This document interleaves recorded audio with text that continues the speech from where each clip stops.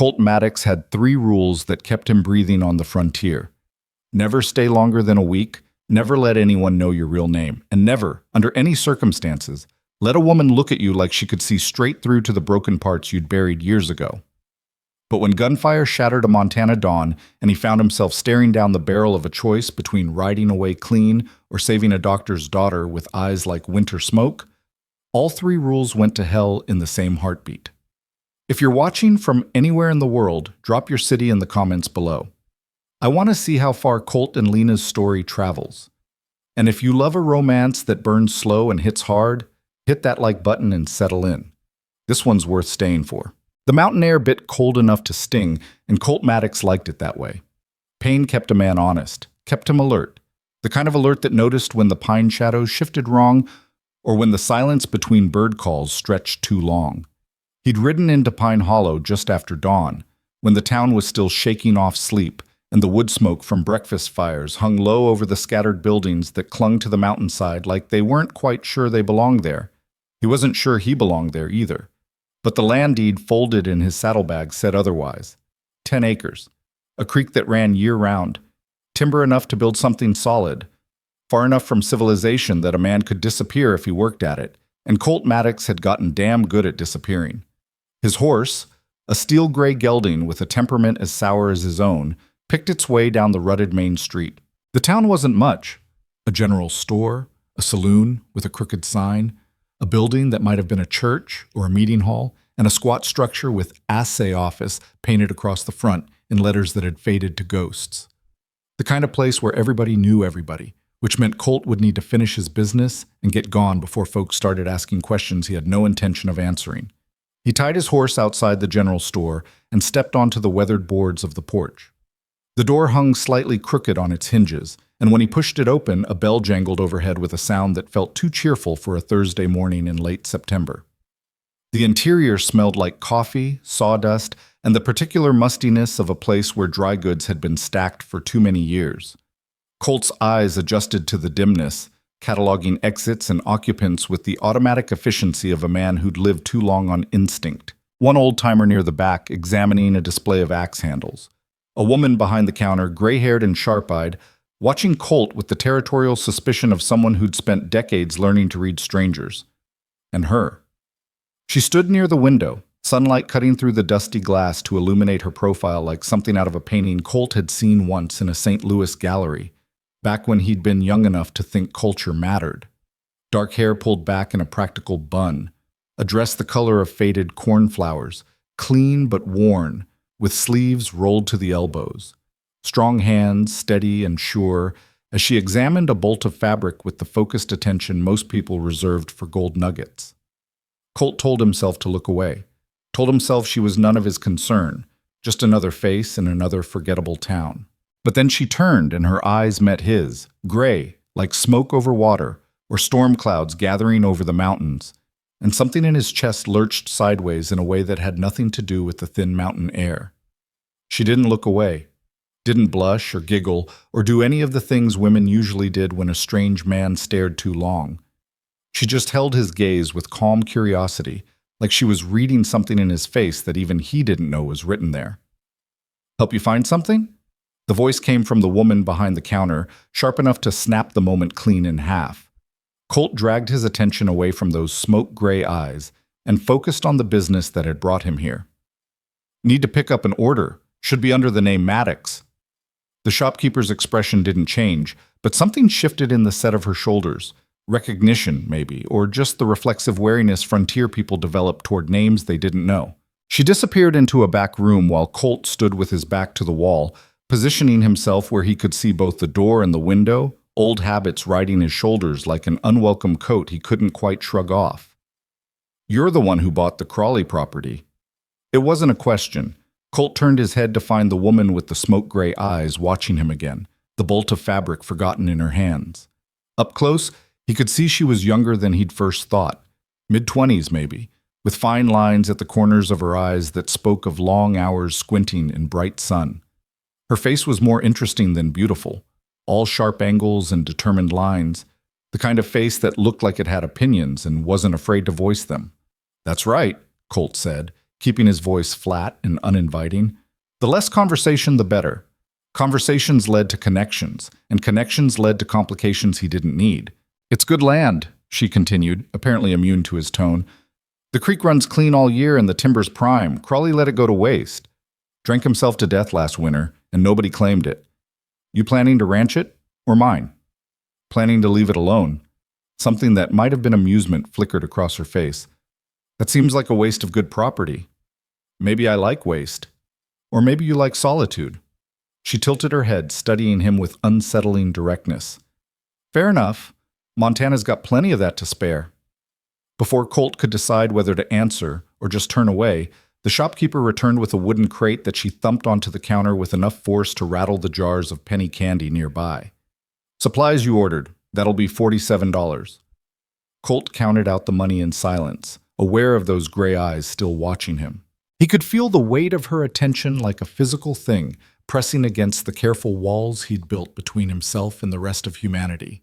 It had made him itchy and uncomfortable, made him want to snap at her to mind her own business. But something about the calm steadiness in her expression stopped the words before they could form. The shopkeeper finished counting his money and nodded. "You need help getting that to your horse?" "I can manage." He hefted the crate, heavier than it looked, packed with basics that would see him through the first hard weeks: flour, coffee, salt pork, ammunition, a new axe to replace the one he'd broken outside Cheyenne. He was halfway to the door when her voice stopped him. "If you're headed up to the Crawley place today, you might want to wait until tomorrow." Colt paused, not turning around. "Why's that?" "Rain's coming. You can smell it on the wind." These mountain roads turn to soup when it rains, and if you're not familiar with the route, you could get stuck, or worse. The boarding house rents rooms by the night if you need a place to wait it out. He should have thanked her and kept walking, should have loaded his horse and ridden out anyway, rain or no rain. But instead, he found himself turning back, found himself looking at her again, trying to understand why this particular stranger felt compelled to offer advice to a man who clearly wanted to be left alone. "Appreciate the warning," he said finally, the words awkward in his mouth. He wasn't used to gratitude. She smiled then, just a slight curve of her lips, but it transformed her face into something that made Colt's chest do that uncomfortable sideways lurch again. "You're welcome, Mr. Maddox. Welcome to Pine Hollow." He left before he could do something stupid like ask her name. The boarding house was exactly what Colt expected: cramped, overpriced, and staffed by a landlady with opinions about everything from the state of his boots to the length of his hair. But the bed was reasonably clean, and the room had a window that overlooked the main street, which meant he could watch the comings and goings without being watched himself. He spent the afternoon checking and rechecking his weapons, a ritual that had kept him alive through more close calls than he cared to count. The Colt Peacemaker on his hip, oiled and loaded. The Winchester rifle, barrel clean and action smooth. The knife in his boot, edge sharp enough to split paper. Tools of survival, each one worn familiar from years of use. Through the window, he watched Pine Hollow conduct its daily business. The old-timer from the general store emerged with his new axe handle. A group of miners trudged past, faces black with coal dust, heading for the saloon. A wagon rattled down the street, its driver calling greetings to people Colt couldn't see. And then, just as the sun started its slide behind the western peaks, he saw her again. She walked with purpose, a medical bag in one hand and her skirt gathered slightly in the other to keep it out of the dust. An older man walked beside her, tall, gray-bearded, with the upright posture of someone who'd spent his life expecting respect and usually getting it. They moved together with the easy familiarity of people who'd walked the same route 1,000 times, heading toward the building Colt had thought might be a church. He watched until they disappeared inside, then forced himself to look away. None of his business. None of his concern. Tomorrow, he'd ride out to his property, start building the cabin that would become his fortress against the world, and this town with its smoke-eyed women would fade into memory like all the others. Except the rain she'd predicted never came. The sky stayed stubbornly clear, the stars emerging one by one as darkness settled over the mountains. And Colt lay awake in the boarding house bed, staring at those stars through his window, wondering why he felt like he'd just made a mistake he couldn't name. Dawn came cold and clear, The kind of morning that made the whole world look sharp-edged and new. Colt was saddling his horse when the gunfire started. 3 shots, rapid and close, from somewhere east of town. Then shouting, male voices, rough with adrenaline or anger or both. Colt's hands moved on instinct, checking his peacemaker, loosening it in its holster. Around him, Pine Hollow was jerking awake, doors banging open, people spilling into the street with sleep-confused faces. What's happening? The landlady appeared on her porch, clutching a shawl around her shoulders. Don't know. Colt swung into the saddle, already turning his horse toward the sound. Stay inside. He didn't wait to see if she listened. His gelding stretched into a gallop, hooves pounding the packed earth of the road that curved east out of town. More shots now, and the high whinny of frightened horses. Colt's blood sang with the old familiar rush of adrenaline, the sharp focused clarity that came when violence stopped being theoretical and became immediate. The road bent around a stand of pines, and suddenly he could see them. A wagon, overturned in the ditch. 2 horses still in harness, wild-eyed and struggling, and 3 men on horseback, circling like wolves, while 2 figures crouched behind the wagon's meager shelter, the gray-bearded man from yesterday and her. The woman with smoke-gray eyes who'd warned him about rain that never came. She had a rifle, but from the way she was handling it, Colt could tell she wasn't used to shooting at people. The older man was shouting something, trying to reason with the attackers, his hands raised in a gesture that was half surrender, half plea. One of the riders laughed, and the sound carried clear across the morning air, cruel and confident, the laugh of a man who knew he held all the cards. Colt should have turned around, should have ridden back to town and let the local law handle it, assuming Pine Hollow had any law worth the name. These weren't his people. This wasn't his fight, and getting involved in other people's trouble was a guaranteed way to end up dead or worse. But then he saw one of the riders raise his pistol, saw it aimed square at the woman's head, saw her flinch but hold her ground, and Colt's decision made itself. He drew his peacemaker and fired 3 times in rapid succession, not to kill, not yet, but to announce his presence and shift the odds. The shots kicked up dirt between the horses' hooves, sending them shying and dancing. The riders wheeled around, weapons swinging toward this new threat. "That's far enough," Colt called, his voice carrying the flat authority of a man who'd said similar words many times before. "Ride on, and nobody has to bleed today." "This ain't your business, stranger." The speaker was the one who'd laughed, thick-shouldered, with a scar that ran from his left eye to his jawline. "Best keep riding." "Can't do that." "You stupid or just tired of living?" Colt smiled, and it wasn't a friendly expression. "Little of both, probably." For a moment the morning balanced on a knife edge. Colt could see the calculation happening behind the scarred man's eyes, 3 against 1, but the one had already demonstrated he could shoot straight. An ambush was a lot more appealing than a fair fight. The math of violence, cold and practical. The scarred man spat into the dust. "This ain't over." "Never is." They rode off, but not before the scarred one turned in his saddle to stare at Colt with eyes that promised future reckoning.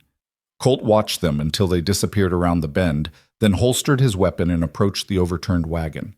The older man was already scrambling out from behind their shelter, helping the woman to her feet. Up close, Colt could see the medical bag that had spilled its contents across the road.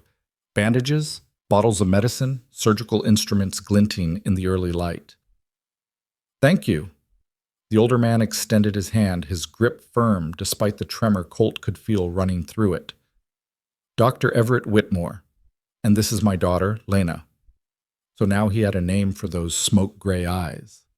Lena Whitmore brushed dust from her skirt with steady hands, but Colt noticed the pallor beneath her sun-browned skin, the way her breath came a little too quick. She met his gaze directly, and he saw something in her expression that surprised him. Not gratitude exactly, but a kind of measuring assessment, like she was trying to figure out what kind of man appeared out of nowhere to shoot at strangers on a Thursday morning. "Mr. Maddox," she said quietly, "seems I'm in your debt twice now. Don't recall you owing me anything the first time. You took my advice about the weather, that counts." Yes, despite everything, Colt felt his mouth quirk. "Rain never came." "No," she admitted. "I was wrong about that. But I was right about you needing a reason to stay in town another night." Before he could figure out how to answer that, Dr. Whitmore cleared his throat. Those men have been harassing travelers on this road for weeks. The local marshal's worse than useless. Takes bribes to look the other way. You might have just made yourself some dangerous enemies, Mr. Maddox. Colt shrugged. Wouldn't be the first time. Still, the least we can do is offer you breakfast. Our home is just back in town, and my wife makes biscuits that could convince a man there's still good left in the world. Every instinct Colt possessed screamed at him to refuse, to make his excuses, ride out to his property, and start building the walls that would keep him separate from towns like Pine Hollow and people like the Whitmores. Getting involved was how you ended up caring. Caring was how you ended up hurt. But Lena Whitmore was looking at him with those smoke-gray eyes, and there was something in her expression that bypassed every careful defense he'd constructed. Not pity, not manipulation, just simple human recognition, like she saw him as a person instead of a problem. "Biscuits sound good," he heard himself say, and wondered when he'd become such a damn fool. The Whitmore house sat at the edge of town, a two-story structure painted white with green shutters and a porch that wrapped around three sides. Flower boxes hung beneath the windows, somehow still blooming despite the lateness of the season. It was the kind of house that said family and permanence and all the other things Colt had spent years running from. Mrs. Whitmore turned out to be a small, round woman with silver hair and eyes that saw too much.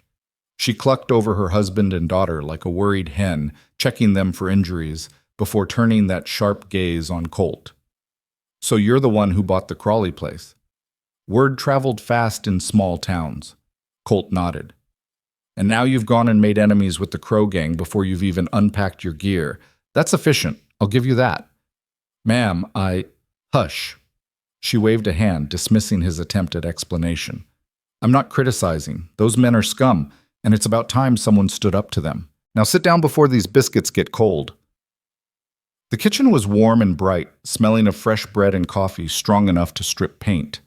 Colt found himself seated at a scrubbed wooden table, a plate piled high with biscuits, eggs, and bacon appearing in front of him before he could protest. Across from him, Lena cleaned and repacked her father's medical bag with methodical efficiency, while Dr. Whitmore launched into what was clearly a well-worn complaint about the town's lack of proper law enforcement. "It's a disgrace," the doctor said, gesturing with his fork. "We pay taxes for a marshal who spends more time drunk than sober, and meanwhile outlaws prey on decent people with impunity. Someone needs to do something." "Everett, eat your breakfast before it gets cold," Mrs. Whitmore said mildly, but her eyes were on Colt, assessing and curious. Colt focused on his food, which was as good as promised. Better, even, the kind of cooking that came from years of practice and genuine care. He couldn't remember the last time he'd eaten a meal at someone's table instead of wolfing down cold provisions over a campfire. It felt strange and uncomfortable, this casual domesticity, like wearing a coat that didn't quite fit. "Mr. Maddox, may I ask you something?" Lena's voice pulled him from his thoughts. She'd finished with the medical bag and now sat with her hands folded on the table, watching him with that unsettling directness. "Can't stop you asking." A smile ghosted across her lips. "You handled yourself well out there. The way you shot, the way you positioned yourself. That wasn't luck or accident. You've done that before." It wasn't a question, but it hung in the air like one. Colt set down his fork, suddenly less hungry. "Maybe. More than maybe, I think." Her gray eyes held his, steady and unafraid. "You have the look of a man who's seen trouble and learned from it. The question is whether you're running toward something or away from it." "Lena," Dr. Whitmore said quietly, a warning in his tone. But she didn't look away, and neither did Colt.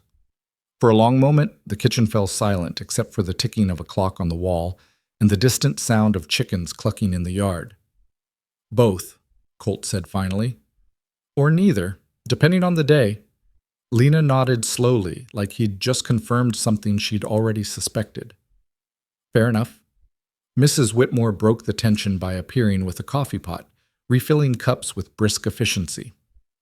"Well, whatever brought you here, you did us a good turn this morning, Mr. Maddox, and in Pine Hollow, that matters. People remember kindness." "Also remember violence," her husband added dryly, "and you've introduced yourself to the Crow gang in a way they won't forget." Harlan Crow, the one with the scar, he's not the type to let a challenge go unanswered. Colt picked up his coffee, the cup warm against his palms. I'll be on my property. 10 acres and a creek between me and town. If he wants to make it personal, he'll have to work for it.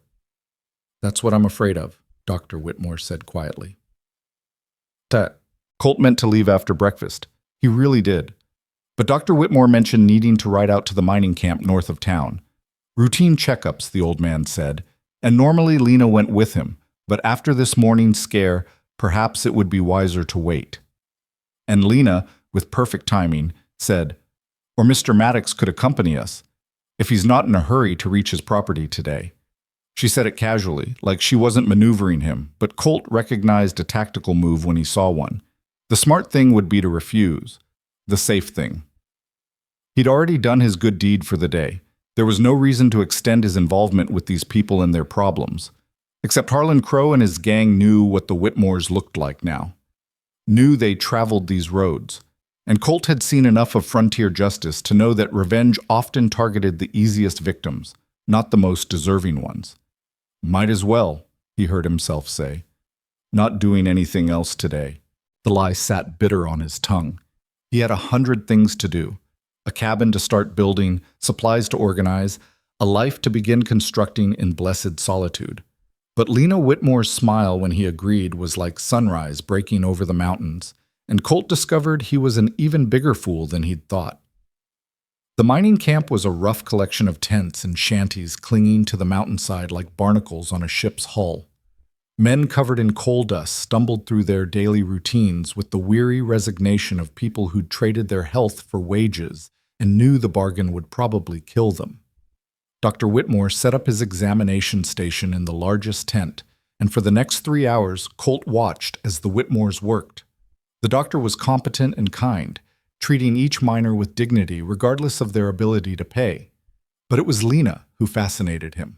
She moved through this tent like she'd been born to this work, checking bandages, cleaning wounds, preparing medicines with steady hands and calm efficiency.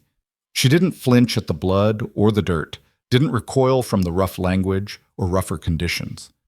When a young miner broke down sobbing over an infected hand that might cost him his job, she simply placed a hand on his shoulder and told him in a voice like steel wrapped in velvet that they'd figure it out together.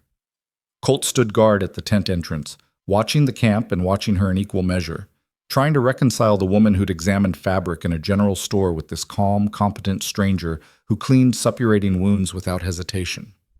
She's something, isn't she? Dr. Whitmore appeared at his elbow, wiping his hands on a cloth that had seen better days. The old man's eyes held a mixture of pride and sadness that Colt couldn't quite interpret. She's capable, Colt said carefully. She's extraordinary. The doctor's gaze followed his daughter as she bandaged a man's arm with quick, efficient movements. Could have married any of 6 suitors, ranchers' sons, mine owners, even the territorial governor's nephew. But she turned them all down, said she'd rather heal people than hostess parties. Her choice. Yes. Dr. Whitmore's smile was tired. But sometimes I worry it's a lonely one. This life we lead, it doesn't leave much room for the things most women want. Family, security, a future that doesn't involve constant risk and rough conditions. Colt said nothing. What could he say? That he understood choosing solitude over the messiness of connection? That he'd made the same choice himself, over and over, until it had calcified into something he could almost pretend was preference instead of fear? Mr. Maddox, may I speak plainly? Seems like you already are. The doctor's chuckle was dry as autumn leaves. Fair point. What I mean to say is this. You strike me as a man with a complicated past. I won't pry into it, but I want you to know that whatever brought you to Pine Hollow, you've already proven yourself to be someone of character. The way you helped us this morning, no hesitation, no thought for your own safety, that says something about who you are beneath whatever armor you're wearing. Colt's jaw tightened. You don't know me. No, the doctor agreed, but I'm a fair judge of character, and I know courage when I see it. I also know isolation when I see it, and I recognize a man who's convinced himself that being alone is the same thing as being safe. The words hit too close to home, scraped too near to truths Colt had spent years avoiding.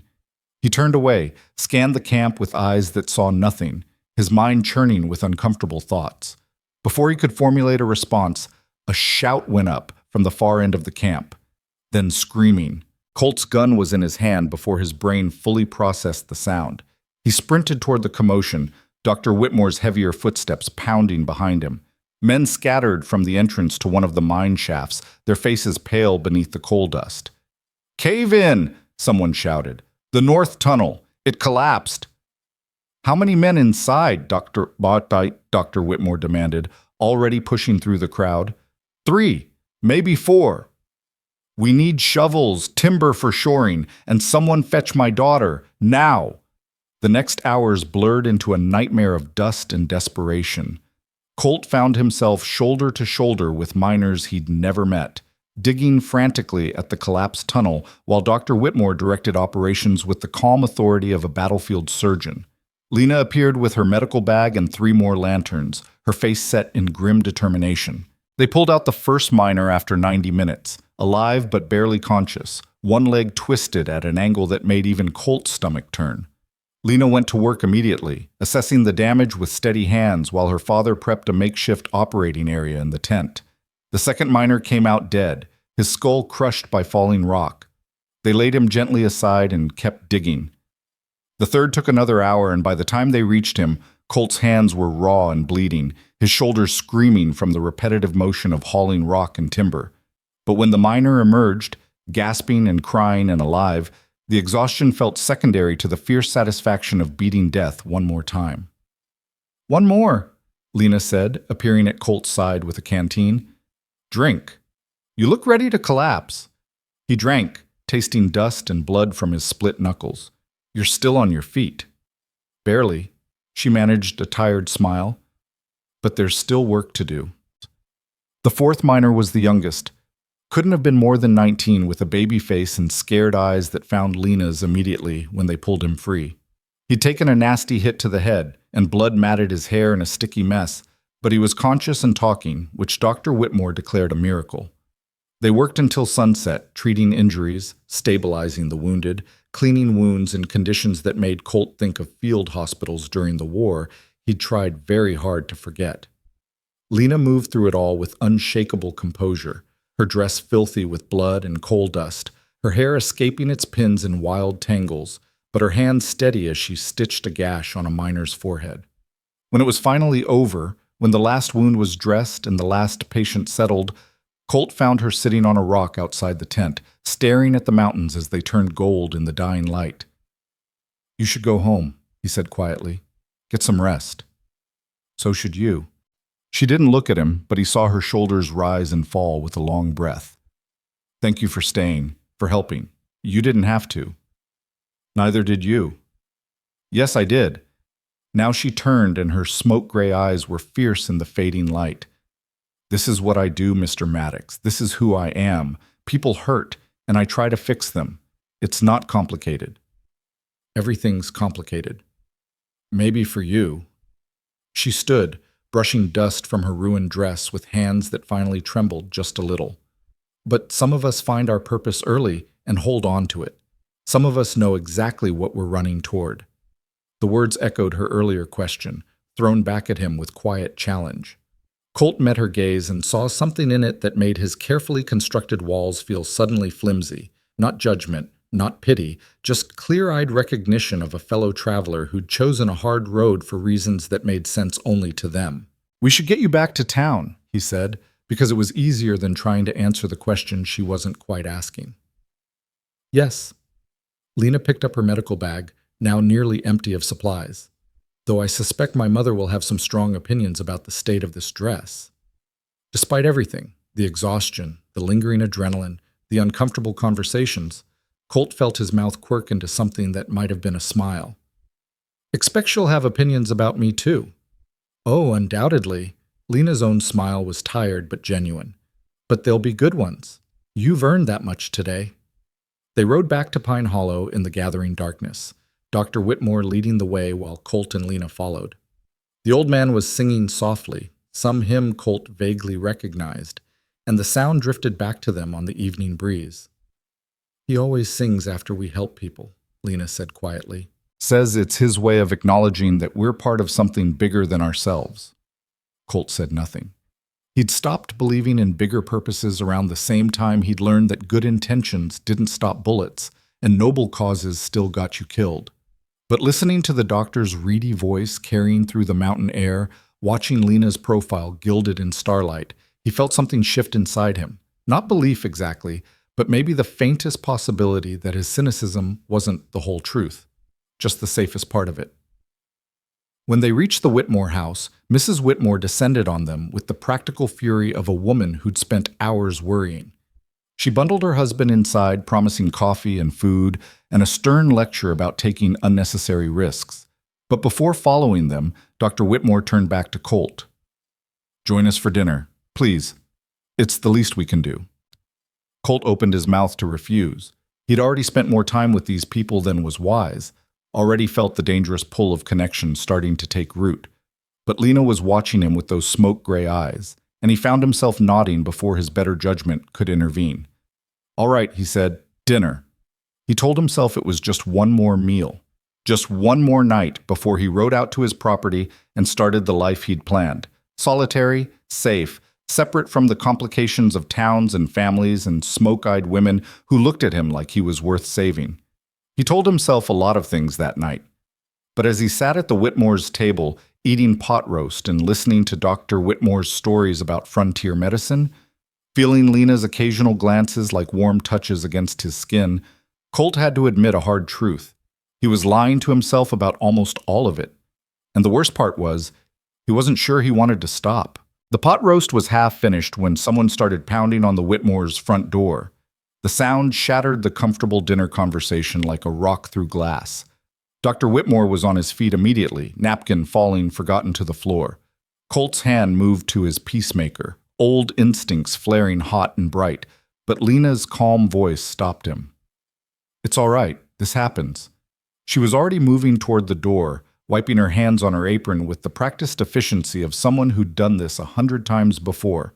When she opened it, a wild-eyed woman in a torn shawl stumbled across the threshold, words tumbling out in a panicked rush.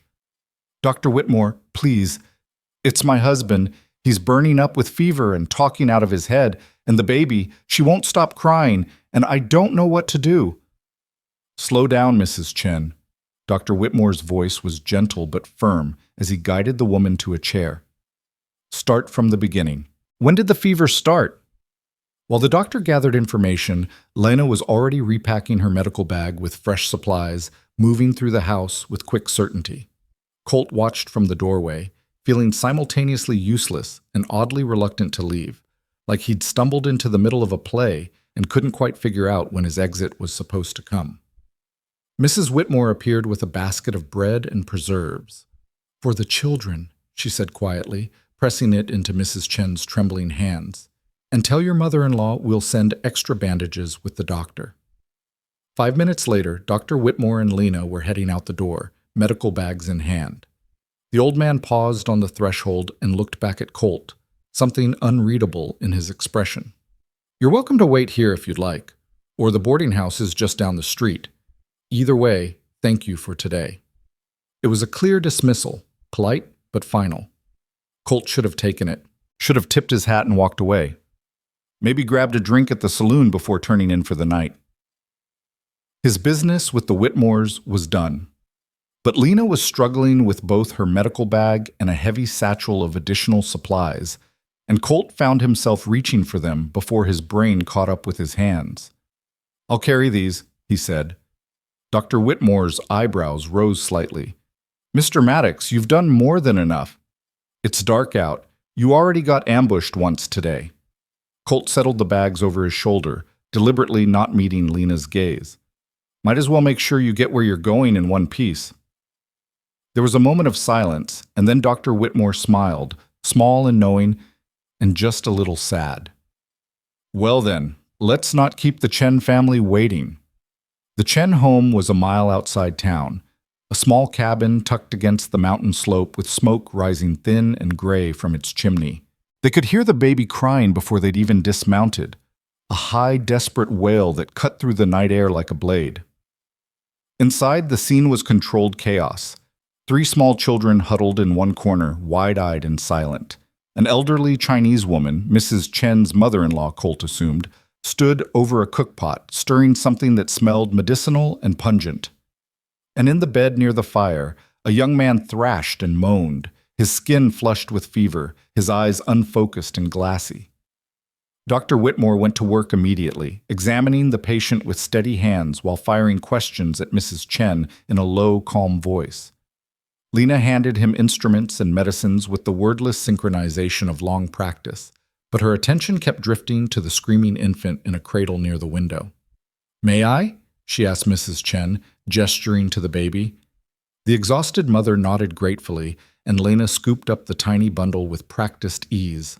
The baby was red-faced and furious, little fists waving, but Lena began walking a slow circuit of the room, humming something low and rhythmic. Within minutes, the screaming subsided to hiccuping sobs, then to silence. Colt found himself watching her instead of the medical drama unfolding at the bedside.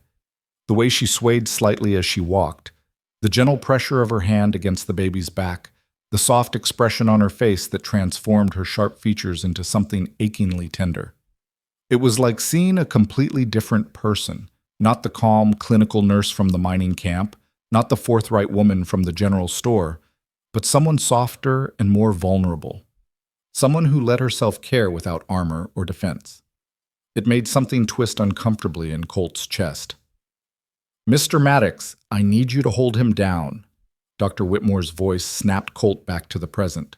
The young man in the bed was thrashing harder now, trying to sit up despite his obvious weakness. Colt moved without thinking, pinning the man's shoulders firmly but carefully while the doctor worked.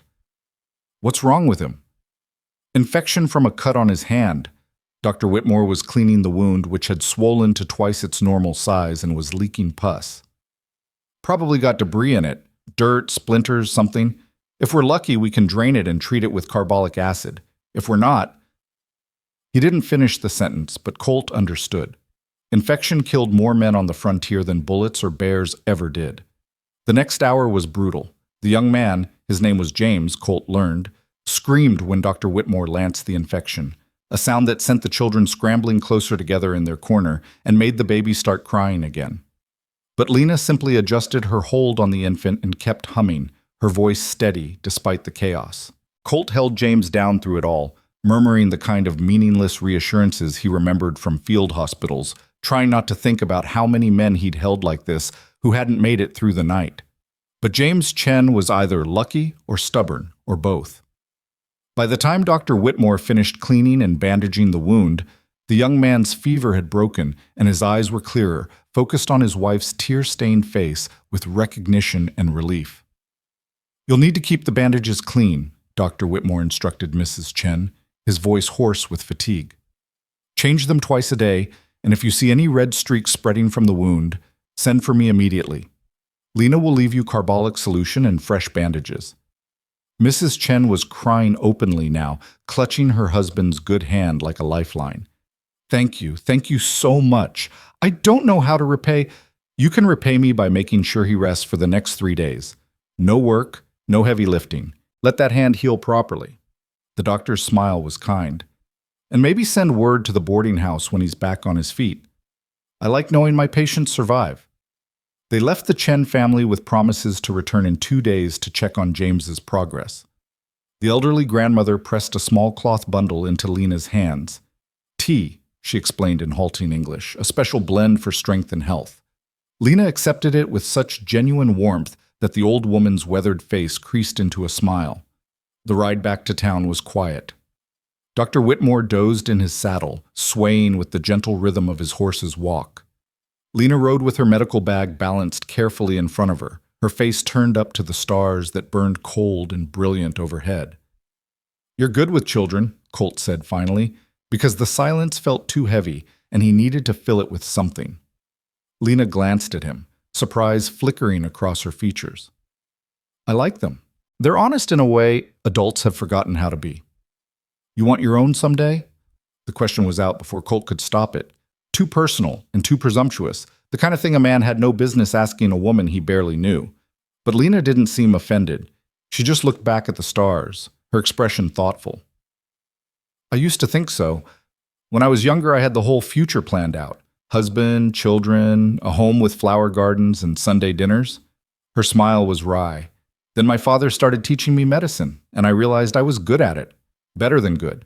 And suddenly all those other plans seemed less important than being able to do this. This being patching up miners and farmers at all hours. This being useful. She turned to look at him directly, her gray eyes serious. This being someone who makes a difference when it matters. Not everyone gets to find work that feeds their soul, Mr. Maddox. I count myself lucky. Even when it means giving up the other things?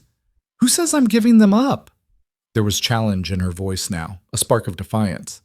Maybe I just haven't found someone who understands that I come with a calling attached. Someone who wouldn't ask me to choose between healing and homemaking. Those are pretty specific requirements. I have pretty specific needs. Lena's chin lifted slightly. I won't apologize for that. Colt found himself smiling despite himself. Wouldn't expect you to. They rode in silence for a while after that, but it was a different kind of quiet, comfortable, almost companionable.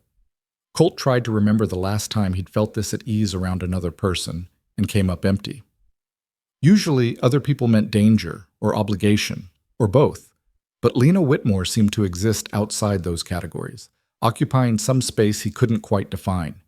It should have worried him more than it did. When they reached the Whitmore house, Dr. Whitmore roused himself enough to offer genuine thanks before stumbling inside to collapse, Mrs. Whitmore fussing over him like a mother hen. That left Colt and Lena standing in the yard, the night air cold enough to make their breath fog. You should get some rest too, Colt said, handing over her medical bag. I will, after I restock the supplies and clean the instruments. She took the bag but didn't move toward the house. What about you? Still planning to ride out to your property tomorrow?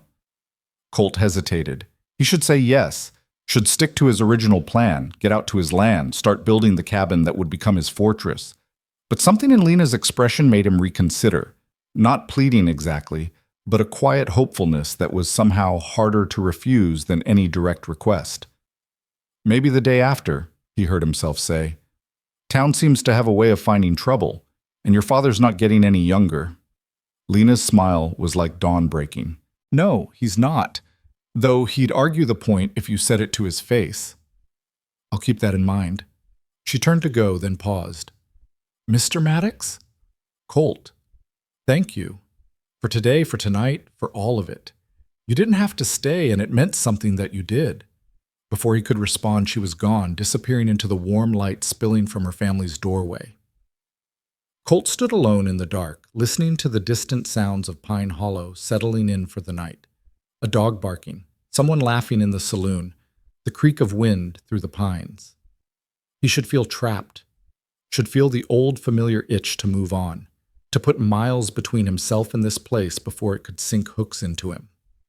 But instead, he just felt tired in a way that had nothing to do with the day's physical exertion. The boarding house was dark when he returned, but the landlady had left a lamp burning in his room and fresh water in the pitcher. Colt cleaned up as best he could, scrubbing away the day's accumulation of coal dust and blood and sweat, then fell into bed still half-dressed. Sleep came hard, filled with fractured dreams of smoke-gray eyes and field hospitals, and a woman's voice humming something gentle while the world burned down around them. He woke to hammering on his door and weak dawn light filtering through the window. Mr. Maddox! Mr. Maddox, please, you need to come quick! Colt was on his feet with his gun drawn before he was fully conscious, years of survival instinct overriding the fog of sleep. He yanked open the door to find one of the miners from yesterday's cave-in, the young one with the head wound, swaying on his feet and bleeding from a fresh cut across his cheek. What happened? The Crow gang, they came to the camp before dawn, said they were looking for the man who interfered with their business yesterday. The kid's eyes were wild with fear and pain. They beat up anyone who wouldn't talk, tore through the tents. Someone must have told them about you helping the doctor because they're heading into town now, asking where to find the Whitmores. Colt's blood went cold. How many? 6, maybe 7, all armed. Get to the marshal's office, tell him what's happening. The young miner laughed, a bitter sound. Marshall's probably still drunk from last night. He won't help. Colt was already strapping on his gun belt, checking the cylinder of his peacemaker with quick efficiency.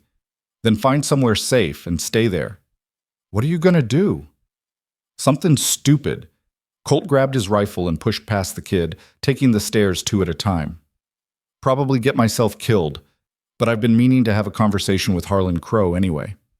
The street was mostly empty, Pine Hollow still shaking off sleep. But Colt could hear them coming, the thunder of hoofbeats, the rough laughter of men who thought themselves untouchable. He positioned himself in the middle of the street, rifle in one hand, the other resting casual on his hip near his pistol. They came around the corner like a storm made flesh. 7 riders, all armed, all wearing the hard expressions of men who'd learned to take what they wanted by force. Harlan Crow led them, that scar cutting his face into a permanent sneer. They pulled up short when they saw Colt standing there. Well, well. Crow's smile was all teeth and malice.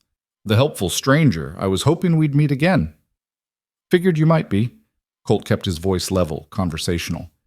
Seems like you've got something to say. Let's hear it. What I've got to say is that you cost me a valuable opportunity yesterday. That wagon you so heroically defended had medicine worth $500, money that should have been mine. Stealing from doctors. That's low even for you, Crow. The outlaw's eyes went flat and cold. I don't take lectures from saddle tramps who don't know when to mind their own business. But I'm a reasonable man. You hand over the Whitmores and maybe we forget this whole misunderstanding. Can't do that? Can't or won't? Both. Crow sighed, theatrical and mocking. See, that's disappointing because now I've got to make an example. Show people what happens when they interfere with my operations. You're welcome to try. The words hung in the morning air, a challenge and a promise. Colt could see Crow calculating, trying to decide if one man was really worth the potential cost. Behind the outlaw, his gang shifted in their saddles, hands drifting toward weapons. You know who I am? Crow asked suddenly. Man with a scar and a bad attitude. Seen 100 just like you. I've killed 23 men. Some of them a lot tougher than you. Then I guess I'll be number 24 if you're lucky. Colt's smile was sharp and cold. Or you'll be my 17th. Either way, this conversation's getting boring. For a long moment, the street held its breath. Colt could feel the familiar pre-violence tension singing through his muscles, the world narrowing down to trigger distances and line of sight. All the calculations that kept you alive when talking stopped working. Then a door opened behind him, and Lena Whitmore's voice cut through the standoff like a knife. That's far enough, Mr. Crow. Colt didn't turn around, couldn't afford to take his eyes off the 7 armed men in front of him, but he heard her footsteps approaching, steady and sure. She walked past him and stopped 3 feet ahead, a shotgun cradled in her arms, with the comfortable familiarity of someone who knew exactly how to use it. Miss Whitmore! Crow's tone shifted, became almost cordial. This doesn't concern you. You threaten my family. That makes it very much my concern. Her voice was steady, no tremor, no fear. Now I'm going to make you a different offer than Mr. Maddox did. You turn around and leave town, right now, and I won't tell my father you're the reason those 3 miners died in the cave-in yesterday. Crow's face went still. That was an accident. Was it? Because I heard you've been harassing the mine owners, demanding protection money. And I heard that tunnel was due for repairs, but the money that should have paid for timber went missing. Interesting coincidence, don't you think? You can't prove anything. Maybe not in a court of law, but my father's lived in Pine Hollow for 20 years. People trust him. And if he started telling folks that Harlan Crow's greed killed their friends and neighbors, how long do you think before this whole territory decides you're not worth the trouble you cause? It was a bluff. Had to be, Colt thought. But it was delivered with such calm conviction that even he half believed it. Crow's scar twitched, his jaw working as he processed this new complication. You're playing a dangerous game, Miss Whitmore. No, Mr. Crow. You are. Lena shifted slightly, and the shotgun barrel tracked the movement with lazy accuracy. And the stakes just got higher than you're comfortable with. So here's what's going to happen. You and your men are going to ride away. You're going to find someplace else to peddle your particular brand of trouble. And in return, my father keeps his suspicions to himself. And if I don't? Then Mr. Maddox and I will demonstrate what happens when you threaten people we care about." Her voice dropped, became almost gentle. "He's killed 17 men, Mr. Crow. I wonder how many you'll become before this morning's over." The silence stretched thin and dangerous. Colt's hand stayed loose near his peacemaker, ready to draw the instant this turned violent. But he was also aware of how exposed they were.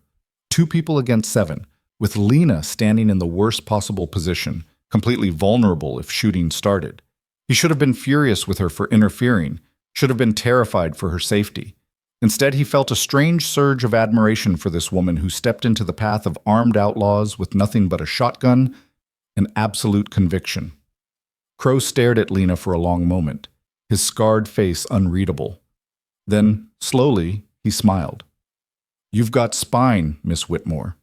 I'll give you that." He gathered his reins, but his eyes slid to Colt, cold with promise. "This isn't over, stranger. You and I have unfinished business. Looking forward to it." The outlaws wheeled their horses and rode out at a gallop, dust rising in their wake. Colt waited until they disappeared around the bend before letting out the breath he'd been holding. "That was insane," he said quietly. Lena lowered the shotgun and he saw her hands were shaking slightly. "Probably. You could have gotten killed. So could you." She turned to face him, and her smoke-gray eyes were fierce. "Did you really think I'd let you stand out here alone? I've been handling my own fights for a long time." "I'm sure you have. But this wasn't just your fight." She shouldered past him, heading back toward her house. "They threatened my family. That makes it personal." Colt caught up with her in 3 strides. "What you said about the mine collapse, was that true?" "Some of it, maybe." Lena's jaw set stubbornly. "I heard rumors, put pieces together. Whether it's provable or not, I don't know. But Crow believed it might be, and that was enough." "You took a hell of a risk on a maybe." "Yes, well." She stopped at her porch steps and turned to face him fully. "Sometimes risks are necessary. You taught me that yesterday when you rode into an ambush to help strangers." "That's different." "How?" Colt opened his mouth, searching for an answer that made sense, but came up empty. How was it different? Because he was expendable and she wasn't. Because his life had been headed nowhere good anyway, while hers had purpose and meaning. Because the thought of her lying dead in the street made something in his chest constrict in a way he couldn't name and didn't want to examine. Before he could formulate a response, Dr. Whitmore appeared in the doorway, fully dressed despite the early hour, his medical bag in hand. "I heard voices. What's happened?" Lena gave her father an edited version of the morning's events, while Colt stood silent, still trying to process what had just occurred. The old doctor listened with a grave expression, his gaze moving between his daughter and Colt with sharp assessment. "So Crow knows we're protected now," Dr. Whitmore said finally. "That may buy us some time, but it won't solve the underlying problem. Men like him don't give up. They just get more creative with their revenge." "Let him try." Lena's voice was hard. "We're not backing down." "No," her father agreed quietly. "We're not. But we're also not foolish enough to think this is over." He looked at Colt. "Mr. Maddox, I believe you were planning to head to your property today." It was a gentle dismissal, wrapped in courtesy. Colt recognized it for what it was. The old man giving him an out, a chance to extract himself from this mess before it got worse. He should take it, should grab his gear and ride out while he still could, before whatever was building between him and this family became something he couldn't walk away from. But he thought about Harlan Crow's eyes, cold with promised violence. Thought about 7 armed men who now had a grudge and a target. Thought about Lena standing in the street with a shotgun, protecting him as much as he'd been protecting her. "Paperwork's still being processed," he lied smoothly. "Probably be another few days before I can take possession. Might as well stick around town until then." Dr. Whitmore's expression shifted, surprise, then understanding, then something that might have been approval. "Well then, perhaps you join me on my rounds today. I'm checking on James Chen and then visiting a ranch family north of here. Could use someone who knows his way around trouble." "Father," Lena started. "You're staying here today," the doctor said firmly, "with your mother. The house needs a man's presence in case Crow decides to test our resolve. I can handle—" "I know you can, but but I'd prefer if you didn't have to. Dr. Whitmore's voice gentled. Please, Lena, for my peace of mind. She looked like she wanted to argue, but something in her father's expression stopped her. Instead, she nodded stiffly, then turned to Colt. Keep him safe. Yes, ma'am. And Mr. Maddox? Her gray eyes held his. Thank you. For staying. The weight of those words settled over Colt like a mantle he hadn't asked for but couldn't quite refuse. He nodded once, not trusting his voice, and followed Dr. Whitmore to the stable.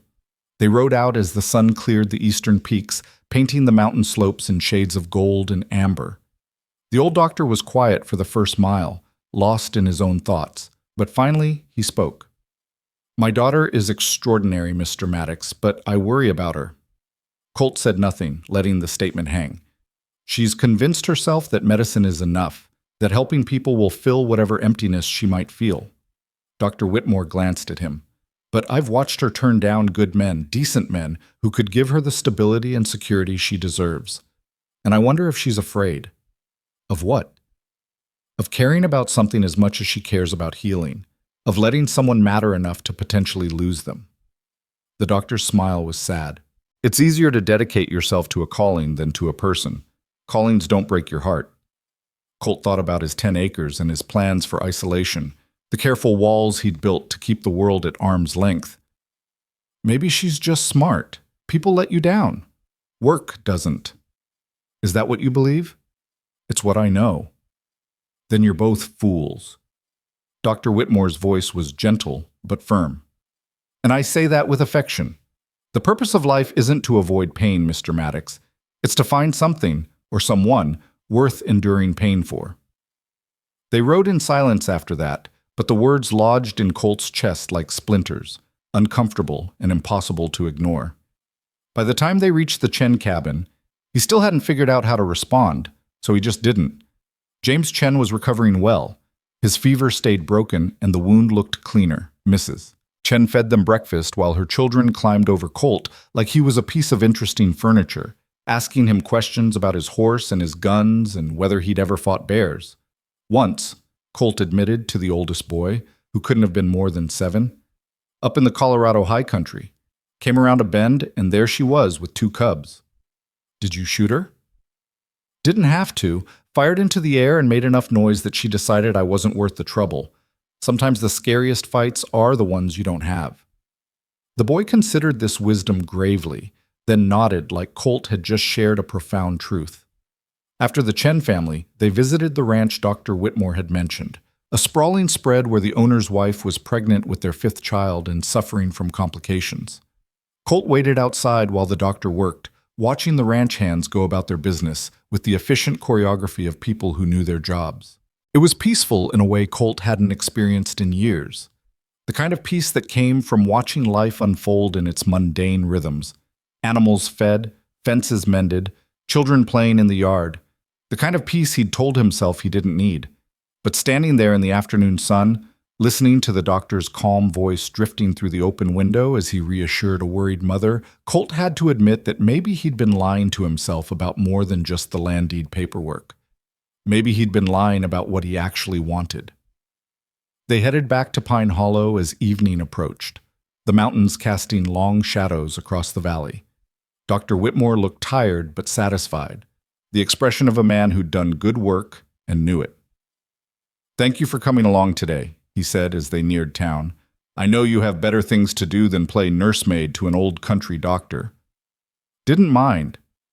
Still, I appreciate it.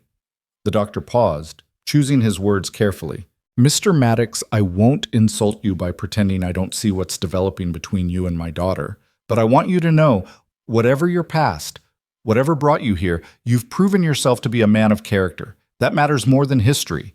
Colt's throat went tight. Nothing's developing.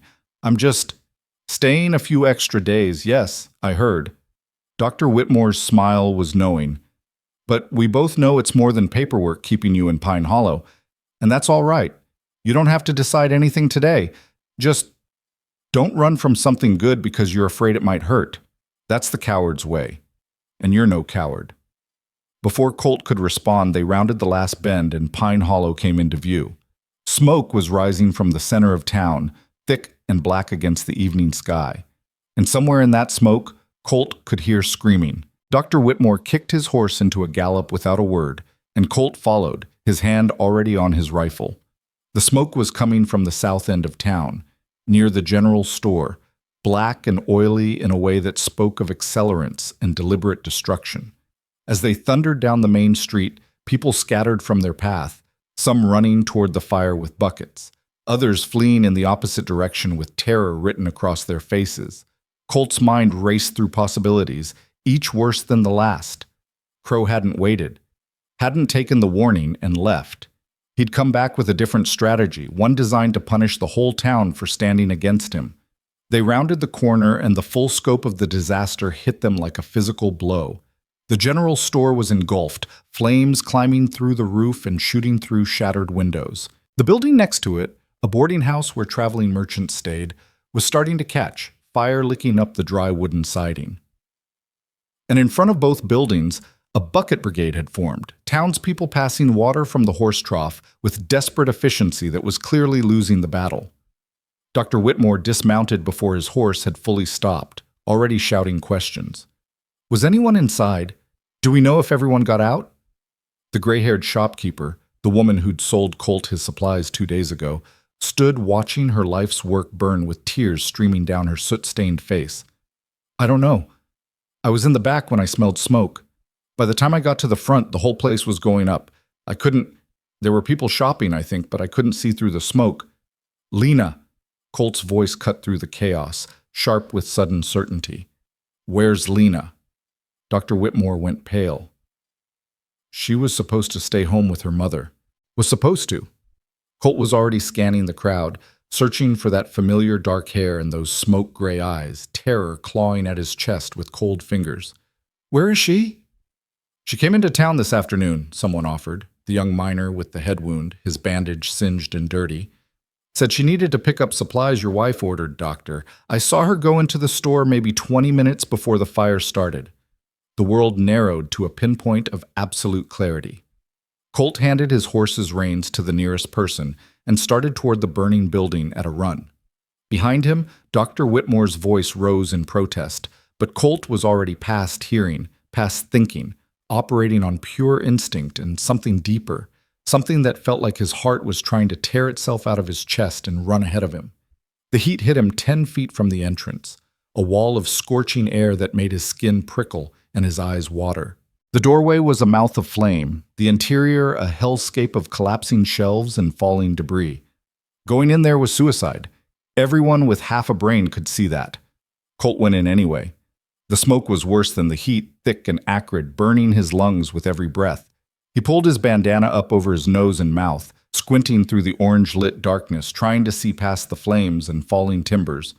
The store's layout was still clear in his mind from 2 days ago. Counter to the left, shelves down the middle, back room where the shopkeeper had retrieved his supplies. Lena! His shout was swallowed by the roar of the fire. Lena, if you're in here, make some noise. Nothing. Just the crackling destruction and the groan of stressed timber. Colt pushed deeper into the inferno, one hand trailing along the wall for orientation, the other held up to shield his face from the worst of the heat. His boots crunched on broken glass. Something crashed behind him, cutting off his exit, but he didn't look back.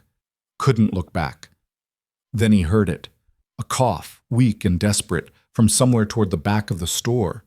He scrambled over a collapsed shelf, his hands finding the shapes of scattered goods in the smoke. Canned food, bolts of fabric, the distinctive shape of an axe handle. The coughing came again, louder this time, and Colt followed the sound like a lifeline. She was in the back room, crumpled against the far wall with a beam across her legs. Her face was smudged with soot, her eyes streaming tears from the smoke, but she was conscious and she was alive, and the relief that flooded through Colt was so intense it nearly knocked him to his knees. Colt? Her voice was hoarse, disbelieving. What are you? You shouldn't be in here. Shut up. He was already assessing the beam, testing its weight. Heavy, but not impossible. Can you move your legs? I don't think anything's broken, but I can't get leverage to push it off. She coughed again, harsh and wet. There was an explosion, the lamp oil, I think. and everything just went up so fast. Save your breath. Colt braced himself and heaved at the beam. It shifted slightly, enough for Lena to pull her legs free, but the movement sent a shower of sparks raining down from the ceiling above them. The whole structure was coming apart, every support compromised, every beam ready to give way. They had maybe a minute before the entire building collapsed on their heads. Colt hauled Lena to her feet, wrapped an arm around her waist when her legs nearly buckled, and started dragging her toward the front of the store. The path they'd used to get in was blocked now, buried under burning debris, so he aimed for what he hoped was a window, praying the smoke wasn't disorienting him completely. Lena stumbled, went down hard, and Colt felt rather than saw the ceiling beam give way above them. He threw himself over her, shielding her body with his own as burning wood crashed down around them. Pain exploded across his back and shoulders, sharp and searing, but he gritted his teeth against it and kept moving. His outstretched hand found glass. A window, still intact. Colt smashed it with his elbow, ignoring the cuts that opened across his arm, and shoved Lena through the opening head first. She tumbled into the alley outside, rolling away from the building with survival instinct, and Colt hauled himself after her just as the entire back half of the store collapsed inward, with a sound like the world ending. They lay in the dirt of the alley, both coughing so hard they couldn't speak, while around them Pine Hollow fought to save what remained of its commercial district. Someone was shouting for the doctor, and Colt realized dimly that they meant him. He was injured, burned, probably worse than he knew in the moment. But all he could focus on was Lena beside him, her hand clutching his with desperate strength, her smoke-gray eyes locked on his face like he was the only solid thing in a world gone mad. "You came back for me." Her voice was barely a whisper, raw from smoke and shock. "Of course I did." The words came out harsher than he intended, fueled by the adrenaline still singing through his veins and the terror that was only now starting to recede. "What the hell were you thinking, going into town alone after this morning?" "I was thinking my mother needed medicine, and I wasn't going to hide in my house like some frightened child." Her jaw set stubbornly despite the tears cutting tracks through the soot on her face. "I was thinking I've lived in this town my whole life, and I'm not going to let Harlan Crow dictate where I can and can't go. And how'd that work out for you? I'm alive, aren't I?" She started to sit up, winced, and Colt realized she was favoring her left side. "Thanks to you, again. We really need to stop meeting like this." Despite everything, the pain, the fear, the chaos, Colt felt laughter bubble up in his chest, dark and slightly hysterical. "Yeah, well, maybe try staying out of burning buildings. Maybe try not running into them." But her attempt at levity crumbled as she looked past him at the remains of the general store. "Oh no, Mrs. Henderson, did she get out? Was anyone else inside?" Before Colt could answer, Dr. Whitmore appeared around the corner at a run, his medical bag bouncing against his hip. The old man's face was a mask of terror that transformed into profound relief when he saw his daughter alive. "Lena, thank all that's holy." He dropped to his knees beside her, hands already moving over her with professional efficiency, checking for injuries even as his voice shook. "Are you hurt? Can you breathe? What were you thinking?" "I'm fine, Father. Just some bruising, maybe a twisted ankle.